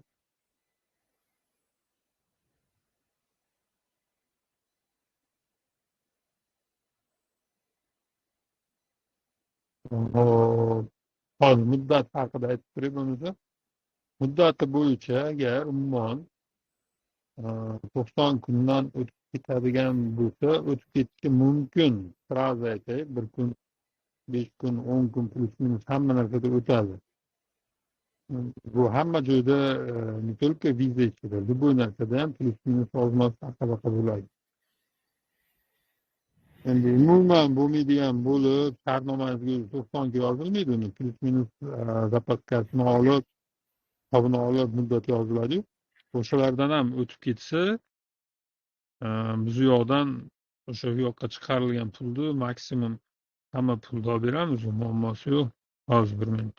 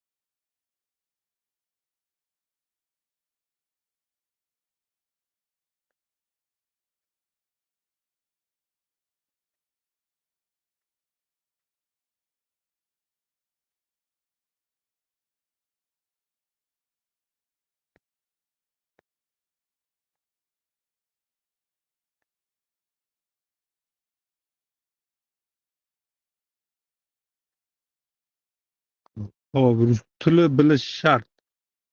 Ummonga rus tili bilish shart. O'tgan efirlarda ham aytganman, bu o'zi asli rus kompaniya. O'sha anaqadan keyin har xil sanksiyalar urushdan keyin ko'p kompaniyalar bilsalar Izrail, Serbiyada mana rus kompaniyalar qurilish qilayotganlar ko'p, Izrailda ko'p judayam. Xuddi shunga o'xshab Ummonga borib qurilish qilayotgan kompaniyalardan bittasi. Koordinatorlar полностью русскоязычный. Rus tili bilish shart. Hop, aka yozdilarmi savol? Hozir haliyam yozyaptilar, ko'proq yozishga o'xshaydi. Ungacha bitta savol bor. Chatga hozir qo'shildim. Angliyadaman, sentyabrda vizam tugaydi. Shu yerdan turib Chexiyaga harakat qilsam bo'ladimi debdilar. Hop, bu joydan Chexiyaga harakat qilsangiz bo'ladi aka. Bo'ladi. Vaynga olish niyatingiz yo'qmi? Vaynga olish niyatingiz bo'lsa, sразу Angliyaning venzasini harakatini qiling. Angliyadan turib topshiraman desangiz, bu joyga qilaveramiz. Даже eng tez sentyabr bo'ladigan bo'lsa, sentyabr nechisigacha endi ulguriladimi yo'qmi? Chexiya ham, Polsha ham bo'laveradi. Xohlasangiz ikkalasiga topshirib qo'ying. Tavakkal. Ko'pchilik bor, ko'proq Andijon, Samarqandliklar shunaqa qilishadi. Bitta harakat qilganda ikkita joyga harakat qilib qo'yishadi. Bittasi qaysi bir tezroq bo'lib ketadigan bo'lsa, ikkinchisi o'zini anaqasiga, shuni kechadida bo'ldi o'zi. Maqsad Yevropaga chiqdi. Qaysi yo'l bilan bo'lsa ham maqsadiga erishdi, tamom. Xuddi shunaqa harakat qiladiganlar ham bor. Sizam shunaqa qilsangiz bo'ladi. Polshada bitta приглашениyasini zakaz qiling. Polshaniki juda ham arzon bizda, Getvizada eng arzon narxda. Hozir $420 shunaqa. Plus Chexiyani ikkalasiga harakat qilaman desangiz, Chexiyanikidan ham siz Angliyada bo'lganligingiz uchun qanchadir skidka qildirib berishi mumkin konsultantlar. Gaplashib ko'radi. Lekin bo'ladi. Men tavsiya berardim Polshani. Bu ikkalasini qilsangiz yana ham yaxshi.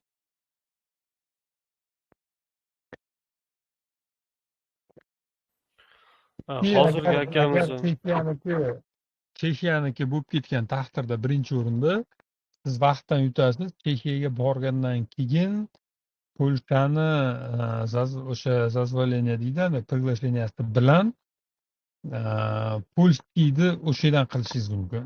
Polskiy vizani sразу qilishingiz mumkin. Agar biladiganlar bo'lsa, Polsha Yevropadagi eng statusi legalizatsiya qilish, boshqa qilish bo'yicha VNJS karta pobytu deydi.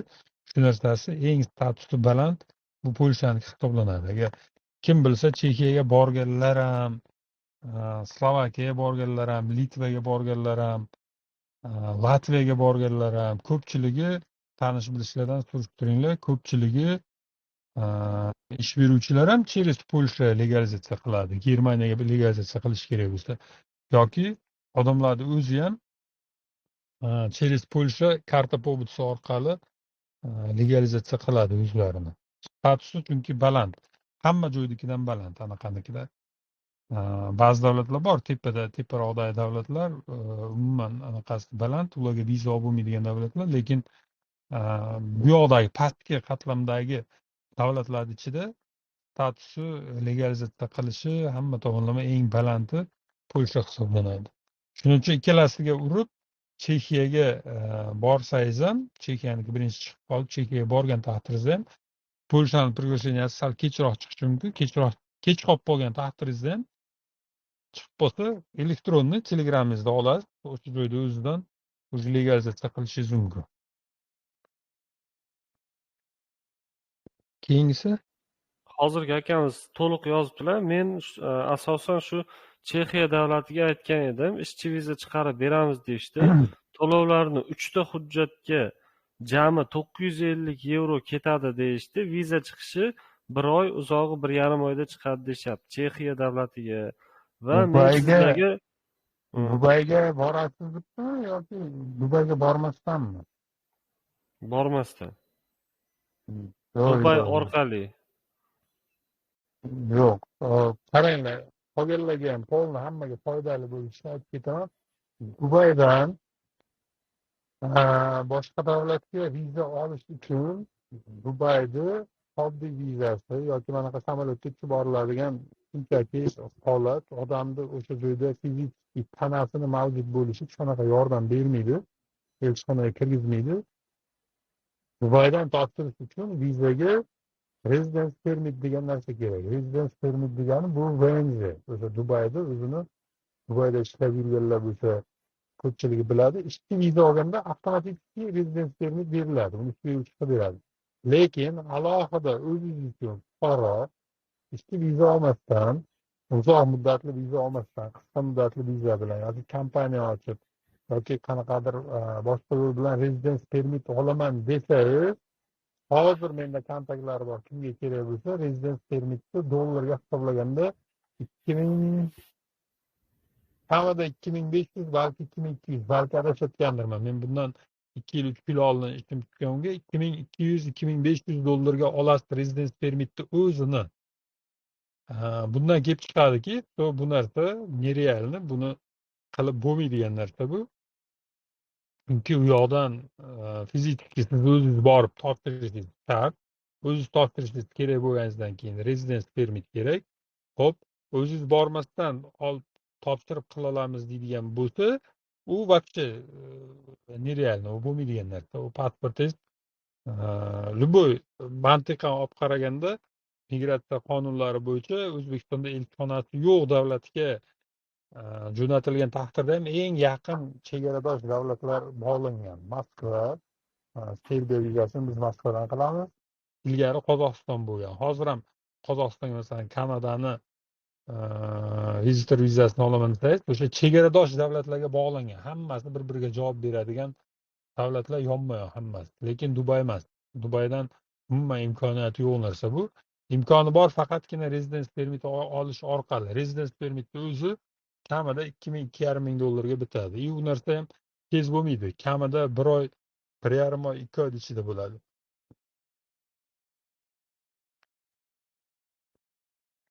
Aka, agar to'liq ma'lumot olgan bo'lsangiz, nimadir esingizdan chiqib qolgan bo'lsa yozib qo'ying. Bu akamiz o'zi bizga Polsha Impost pochta omborxonasiga shartnoma qilishgan ekan. Shunchaki ma'lumot olmoqchi bo'lib kirishibdi, menimcha javob olishdi. Keyingi savol, Chexiyaga 1 yillik viza olingandan keyin uni cho'zdirsa ham bo'ladimi deb yozishibdi. Cho'zdirsa bo'ladi. Bu 1 yillik viza emas. 1 yillik viza juda ham qiyin. Hujjatini qilish oson, lekin navbatini olish juda ham qiyin. Hozirga menimcha 1 yillikda navbatini o'zini 1000 dollardan beramiz degan odamlar bor, lekin navbat olish imkoniyati yo'q. Bu 9 oylik. 9 oylik bo'lganligi uchun bu boshqa viza turiga kiradi. Buni kvotasi boshqacha. Hariga 1 yillik kvotasi ko'proq, ozroq, buniki boshqa viza sentr orqali. Hop, cho'zdirsa bo'ladi. Borgandan keyin o'sha beruvchi bilan o'zi gaplashilgan variantlarda demo gaplashib, cho'zdirish, qanday qilish, legalizatsiya qilish, Polsha legalizatsiya qiladi, shuning uchun o'zi tomonlarni gaplashib anaqa qilsa bo'ladi. Keyingi savol, mart oyida Angliyada imtihonidan o'tganman. Taxminan qachon yangilik bo'ladi deb yozishdi. Mart oyida, nima so'zlar Mart oyida suhbat bo'libdimi? Qaysi oyda? Imtihondan o'tishgan ekan. Hargiza biladi. Yo'q, boshqa firma bo'lishi ham mumkin. To'liq savol berishmabdi. Imindi o'sha taxminan qachon ketaman endi deb yozishibdi. Yozing, qayerda topshirgansiz? Get vizadan, agar get vizada bo'lsa, o'sha bosh menejer biladi, polностью qiladi. Qaysi firmada topshirganingizni yozing.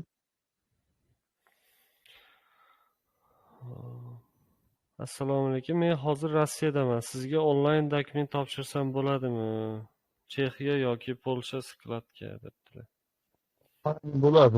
Konsultantlarga aloqaga chiqib, onlayn topshiraveradi.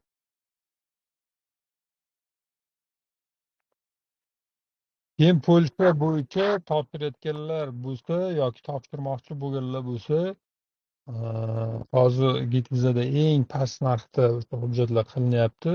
Keyin Polshani to'liq tushunganlar topshirsin. Uni misol ertaga o'zi arzimagan pul $420, undan konsultantlar $40mi $50 firma foyda qiladi. Boshqa joylarda $1000, $1,500 emas.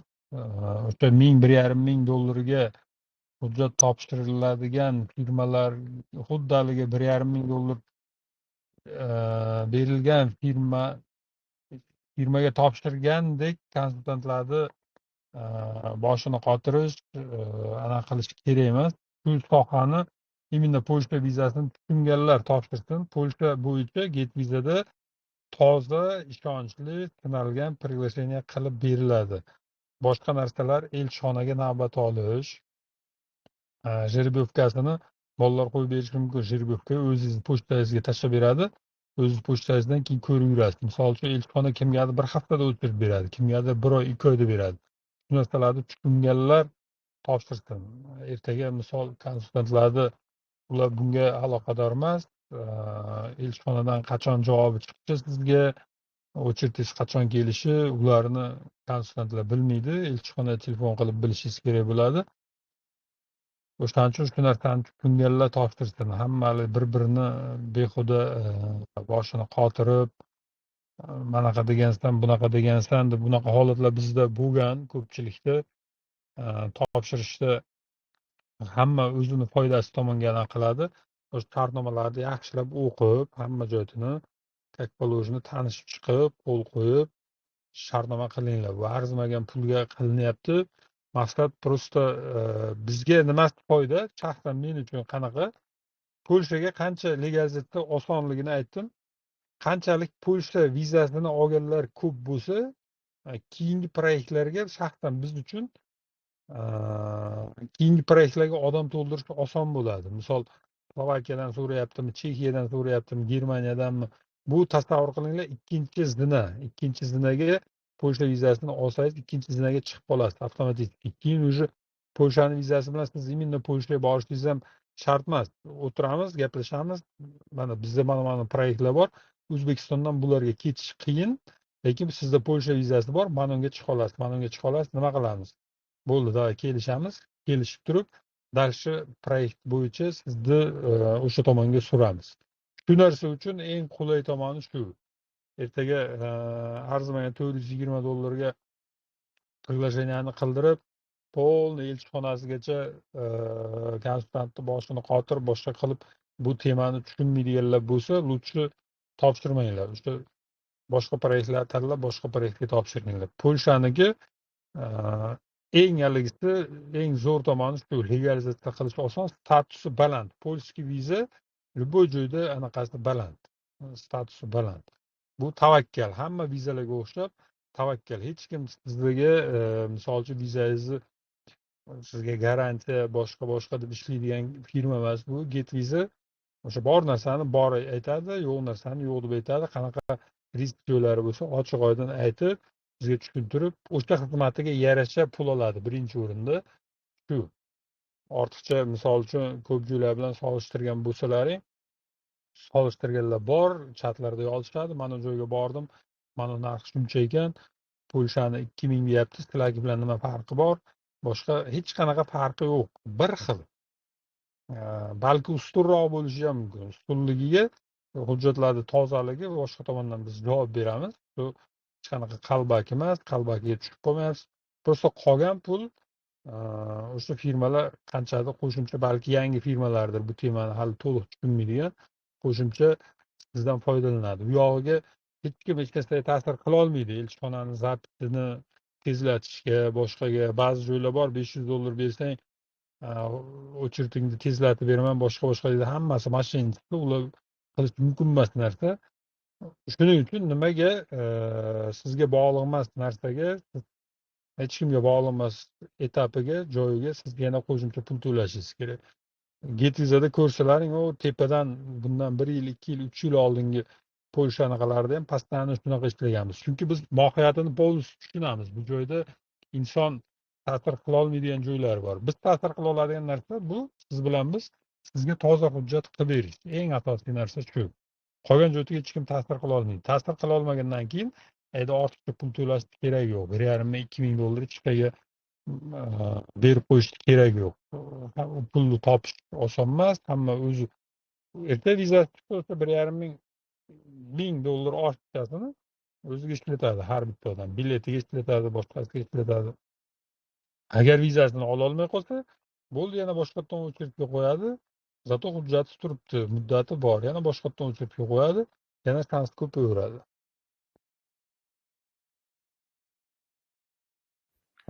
Keyingi savol. Assalomu alaykum. Aniq 3 oy, 4 oyda Chexiyaga ketsa bo'ladimi deb berish.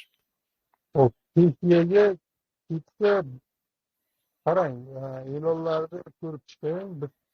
Sizni ketasiz deb shartnoma qilinmaydi. Agar sizni ketkazaman deb shartnoma qiladigan joy bo'lsa, o'sha joylar bilan shartnoma qilishingiz kerak. Chunki ketkiza olaman degan joyni o'zi noto'g'ri narsa. Chunki etapda siz bilan kompaniyaga, ish beruvchiga bog'liq emas.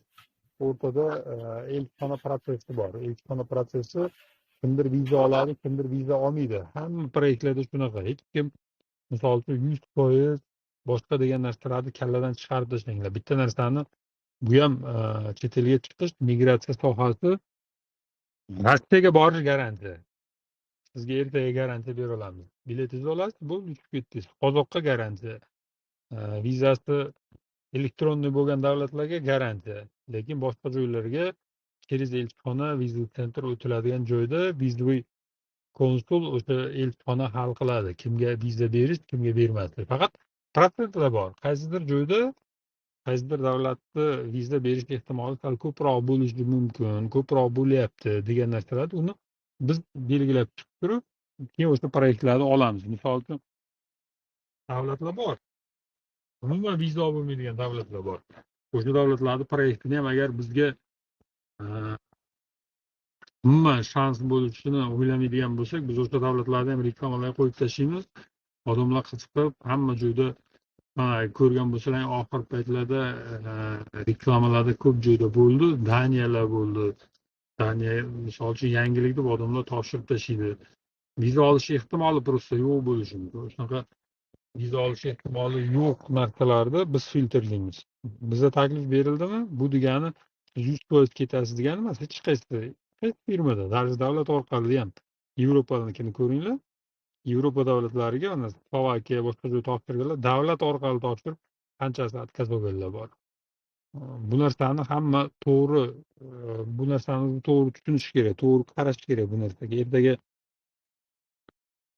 unaligisi emas. Misol borib birorta firmadan topshirdingizmi, sizga 100% desa ham, unga ishonib anaqa qolmanglar, bu firmada. Именно get vizada sizga hech qachon 100% boshqa demaydi.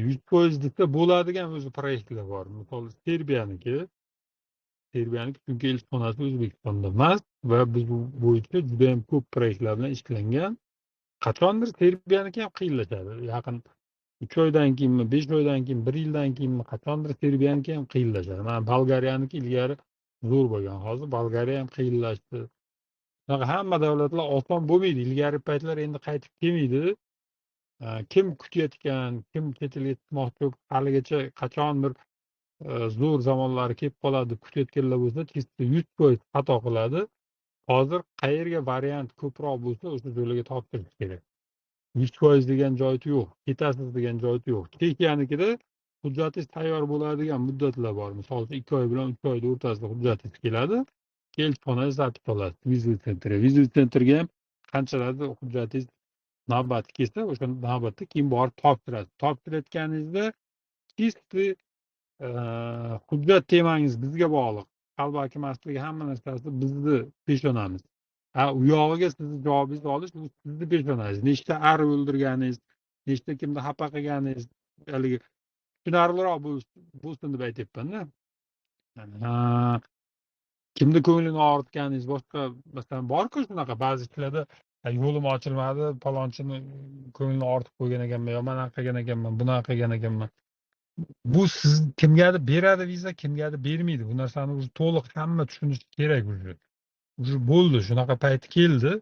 Odamlar tushunishi kerak. Mana shu tushunmaganidan hamma joyda qanaqa reklama chiqdi, odamlar borib pulni tap tashlab qo'yyapti-da, firmalar undan foydalanib soqqasini olyapti.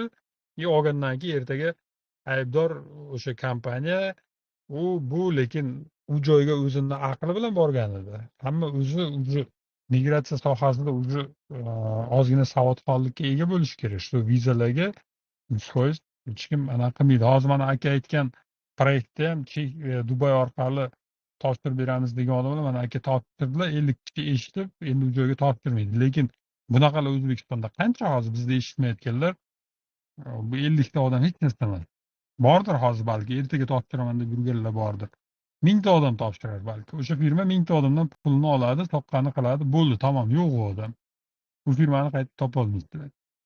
Xuddi shunaqa ertaklar aytsa ham topshiraversa odamlar borgan sari hamma bu tema borgan sari negativlashib boraveradi. O'zi migratsiya sohasi ozgina negativroq. Sababi o'shunaqa joylarga odamlar topshirib qo'ygandan. 100% degan odamlarni miyasini o'zida ham shunaqa fikr bor. Hammada biror joyga ketaman, o'zi boshlanadi. Bugun hujjat topshirdi Polshaga. Ertadan qo'ni qo'shnisiga gaplarda, to'ylarda Polshaga ketyapman deyishni boshlaydi. Hali ketmayapsan sen. Endi hujjat topshirding. Hujjating chiqsin. Hujjating chiqqandan keyin navbating chiqsin. Navbatni topshir. Suhbatga bor.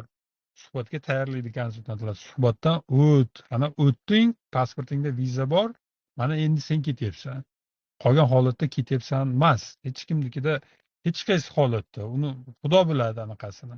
Biz sababchi xolos. Biz o'sha sababini qilib, siz sababini qilasiz. To'g'ri hujjatlar qiladigan joyda tanlaysiz bitta kompaniyani. U kompaniya sababini qiladi, sizga to'g'ri hujjatlar taxlab beradi. Dalshi bu har bitta odamni o'zi bilan bog'liq narsa.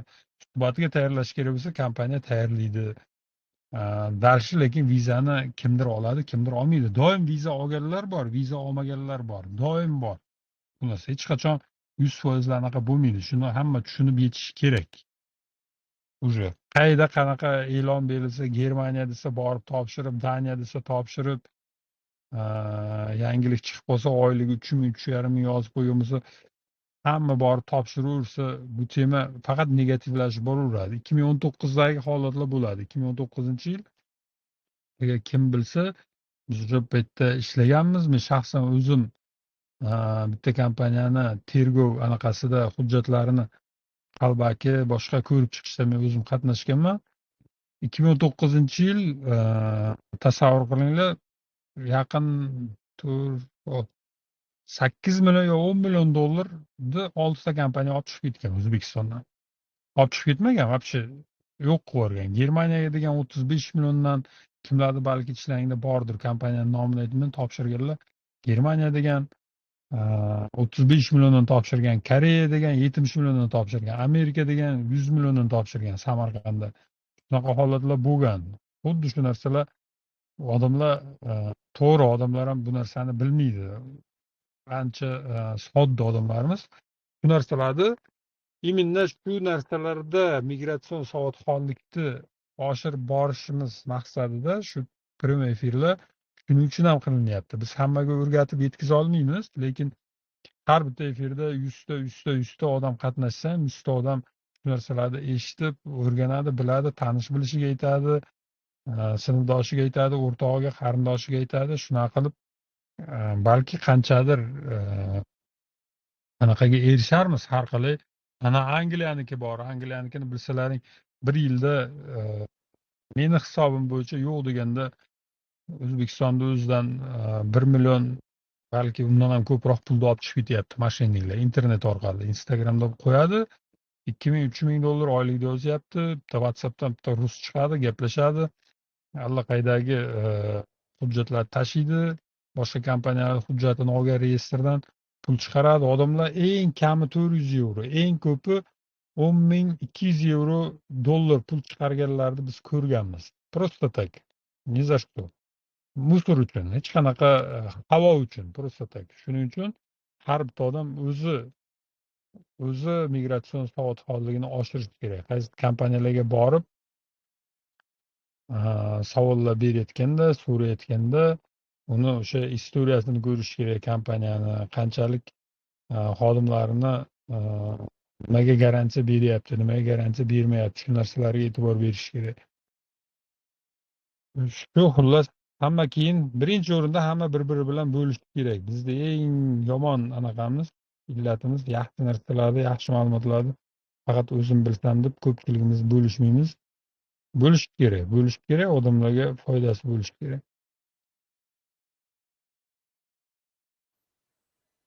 Hop, ko'proq gapirib yubordim. Ko'p hammada qanaqadir sohada yana ozgina shuncha bo'lishi uchun. Hozircha savollar yo'q, lekin hamma odam o'sha rahmat deb yozib yuborishibdi. Bo'ldi, rahmat sizlarga ham. Yaxshi, dam olinglar. И обязательно mana hozir 50-57 ta odam o'tiribdimi? Просто kanalni tanish bilishlarga tavsiya qilinglar. Agar foydali ma'lumot olgan bo'lsalaring, har safar efirlarda qatnashishga harakat qilinglar. Har safar efirlarda agar men o'zim imkon darajasida qatnashishga harakat qilyapman, ilgari qatnashganlar bo'lsa bilishadi. Har efirda bitta, ikkita migratsiyaga oid bizga Getvizaga topshirasizmi? Mendagi proyektlarga uni foydasi bormi, sizni foydangiz yo'qmi? Qanaqadir manfaat bo'lsa bo'lmasa, sizlar просто har efirda qatnashinglar, tanish bilishlarni taklif qilinglar. Bitta efirda ikkita uchtadan migratsiya sohasida ma'lumotlar olib borsalaring, ishoninglar, sizlarni 3 oy 4 oydan keyin любой kompaniyada borsalaring sizlarni hech kim aldolmaydi, aldashga variant qolmaydi, chunki sizlar ulardan kuchli bo'lasizlar. Sizlarda migratsion savodxonliklaring ulardan kuchli bo'ladi. Chet eldagi ko'p davlatlarda уже odamlar umuman O'zbekiston, Qirg'izistonda bu aldanishlar boshqalar ko'p. Bu xalq bilan bog'liq. Chunki xalqimizga uni to'g'ri tushunish kerak. O'zbekcha migratsiya sohasida bir tushunarli ma'lumotni o'zi ham yo'qda. Gazeta yo'q. Birorta gazetada unaqa narsa yozilmaydi, birorta ommaviy axborotda bunaqa narsalar aytilmaydi. O'shaning uchun biz efirlarimizda qatnashinglar. Biz efirimizda hamma narsani ochiq oydin, achchiqmi, boshqami hammasini ochiq aytamiz. Именно bizga bir so'm foydalaring tegadimi, tegmaydimi? Bizga foydasi odamlarni bilganimizni odamlar bilan bo'lishdik. Vaqtlar o'tib, balki 50 ta odam 5 ta odamga tushuntirganda уже 250 ta odam biladi. 250 ta odam endi 5 tadan tushuntirganda yana nechtadir bo'ladi. Odamlarning savodxonligi oshadi. Shuni orqasidan aldanadiganlar avtomatik o'zi kamayadi. Biz hammani aldanmaydigan qila olmaymiz, lekin hammasiga birgalikda hissamizni qo'shaylik. Bitta millatni anaqasi sifatida undan hech qanaqa manfaat kutmasdan. Shu, hammaga rahmat. Sog' bo'linglar. Keyingi efirlarni kutib qolinglar. Efirga baho beringlar. Asadbekka ham rahmat. Asadbek har safar o'zini vaqtini ajratib bu именно Telegram kanalida yurgizadigan yigitimiz. Savollarga javob berib, efirlarda imkon darajasida hammaga ma'lumotlarni yetkazib berayotgani uchun. Qolganlarga ham rahmat. Vaqtlaringni ajratib soat 11 da hali ham efirda o'tirganliklaring uchun. Yaxshi dam olinglar. Asadbek, savollar qolmagan bo'lsa men chiqaman. Xo'p, sizga ham rahmat. Jonli efirimizni Efirga baho berib qo'yinglar. Hozir Asadbek anaqa tashkilda ovoz berish qanchalik foydali bo'ldi, boshqalarga tavsiya qilasizmi, qilishmi kanalni bilan ulasasizmi yo'qmi, shuni baho beringlar. Rahmat hammaga. Yaxshi dam olinglar. Xo'p, sizga ham rahmat. Hurmatli obunachilar, efirni kuzatganingiz uchun rahmat. Kuzatishda davom eting. Hammaga rahmat.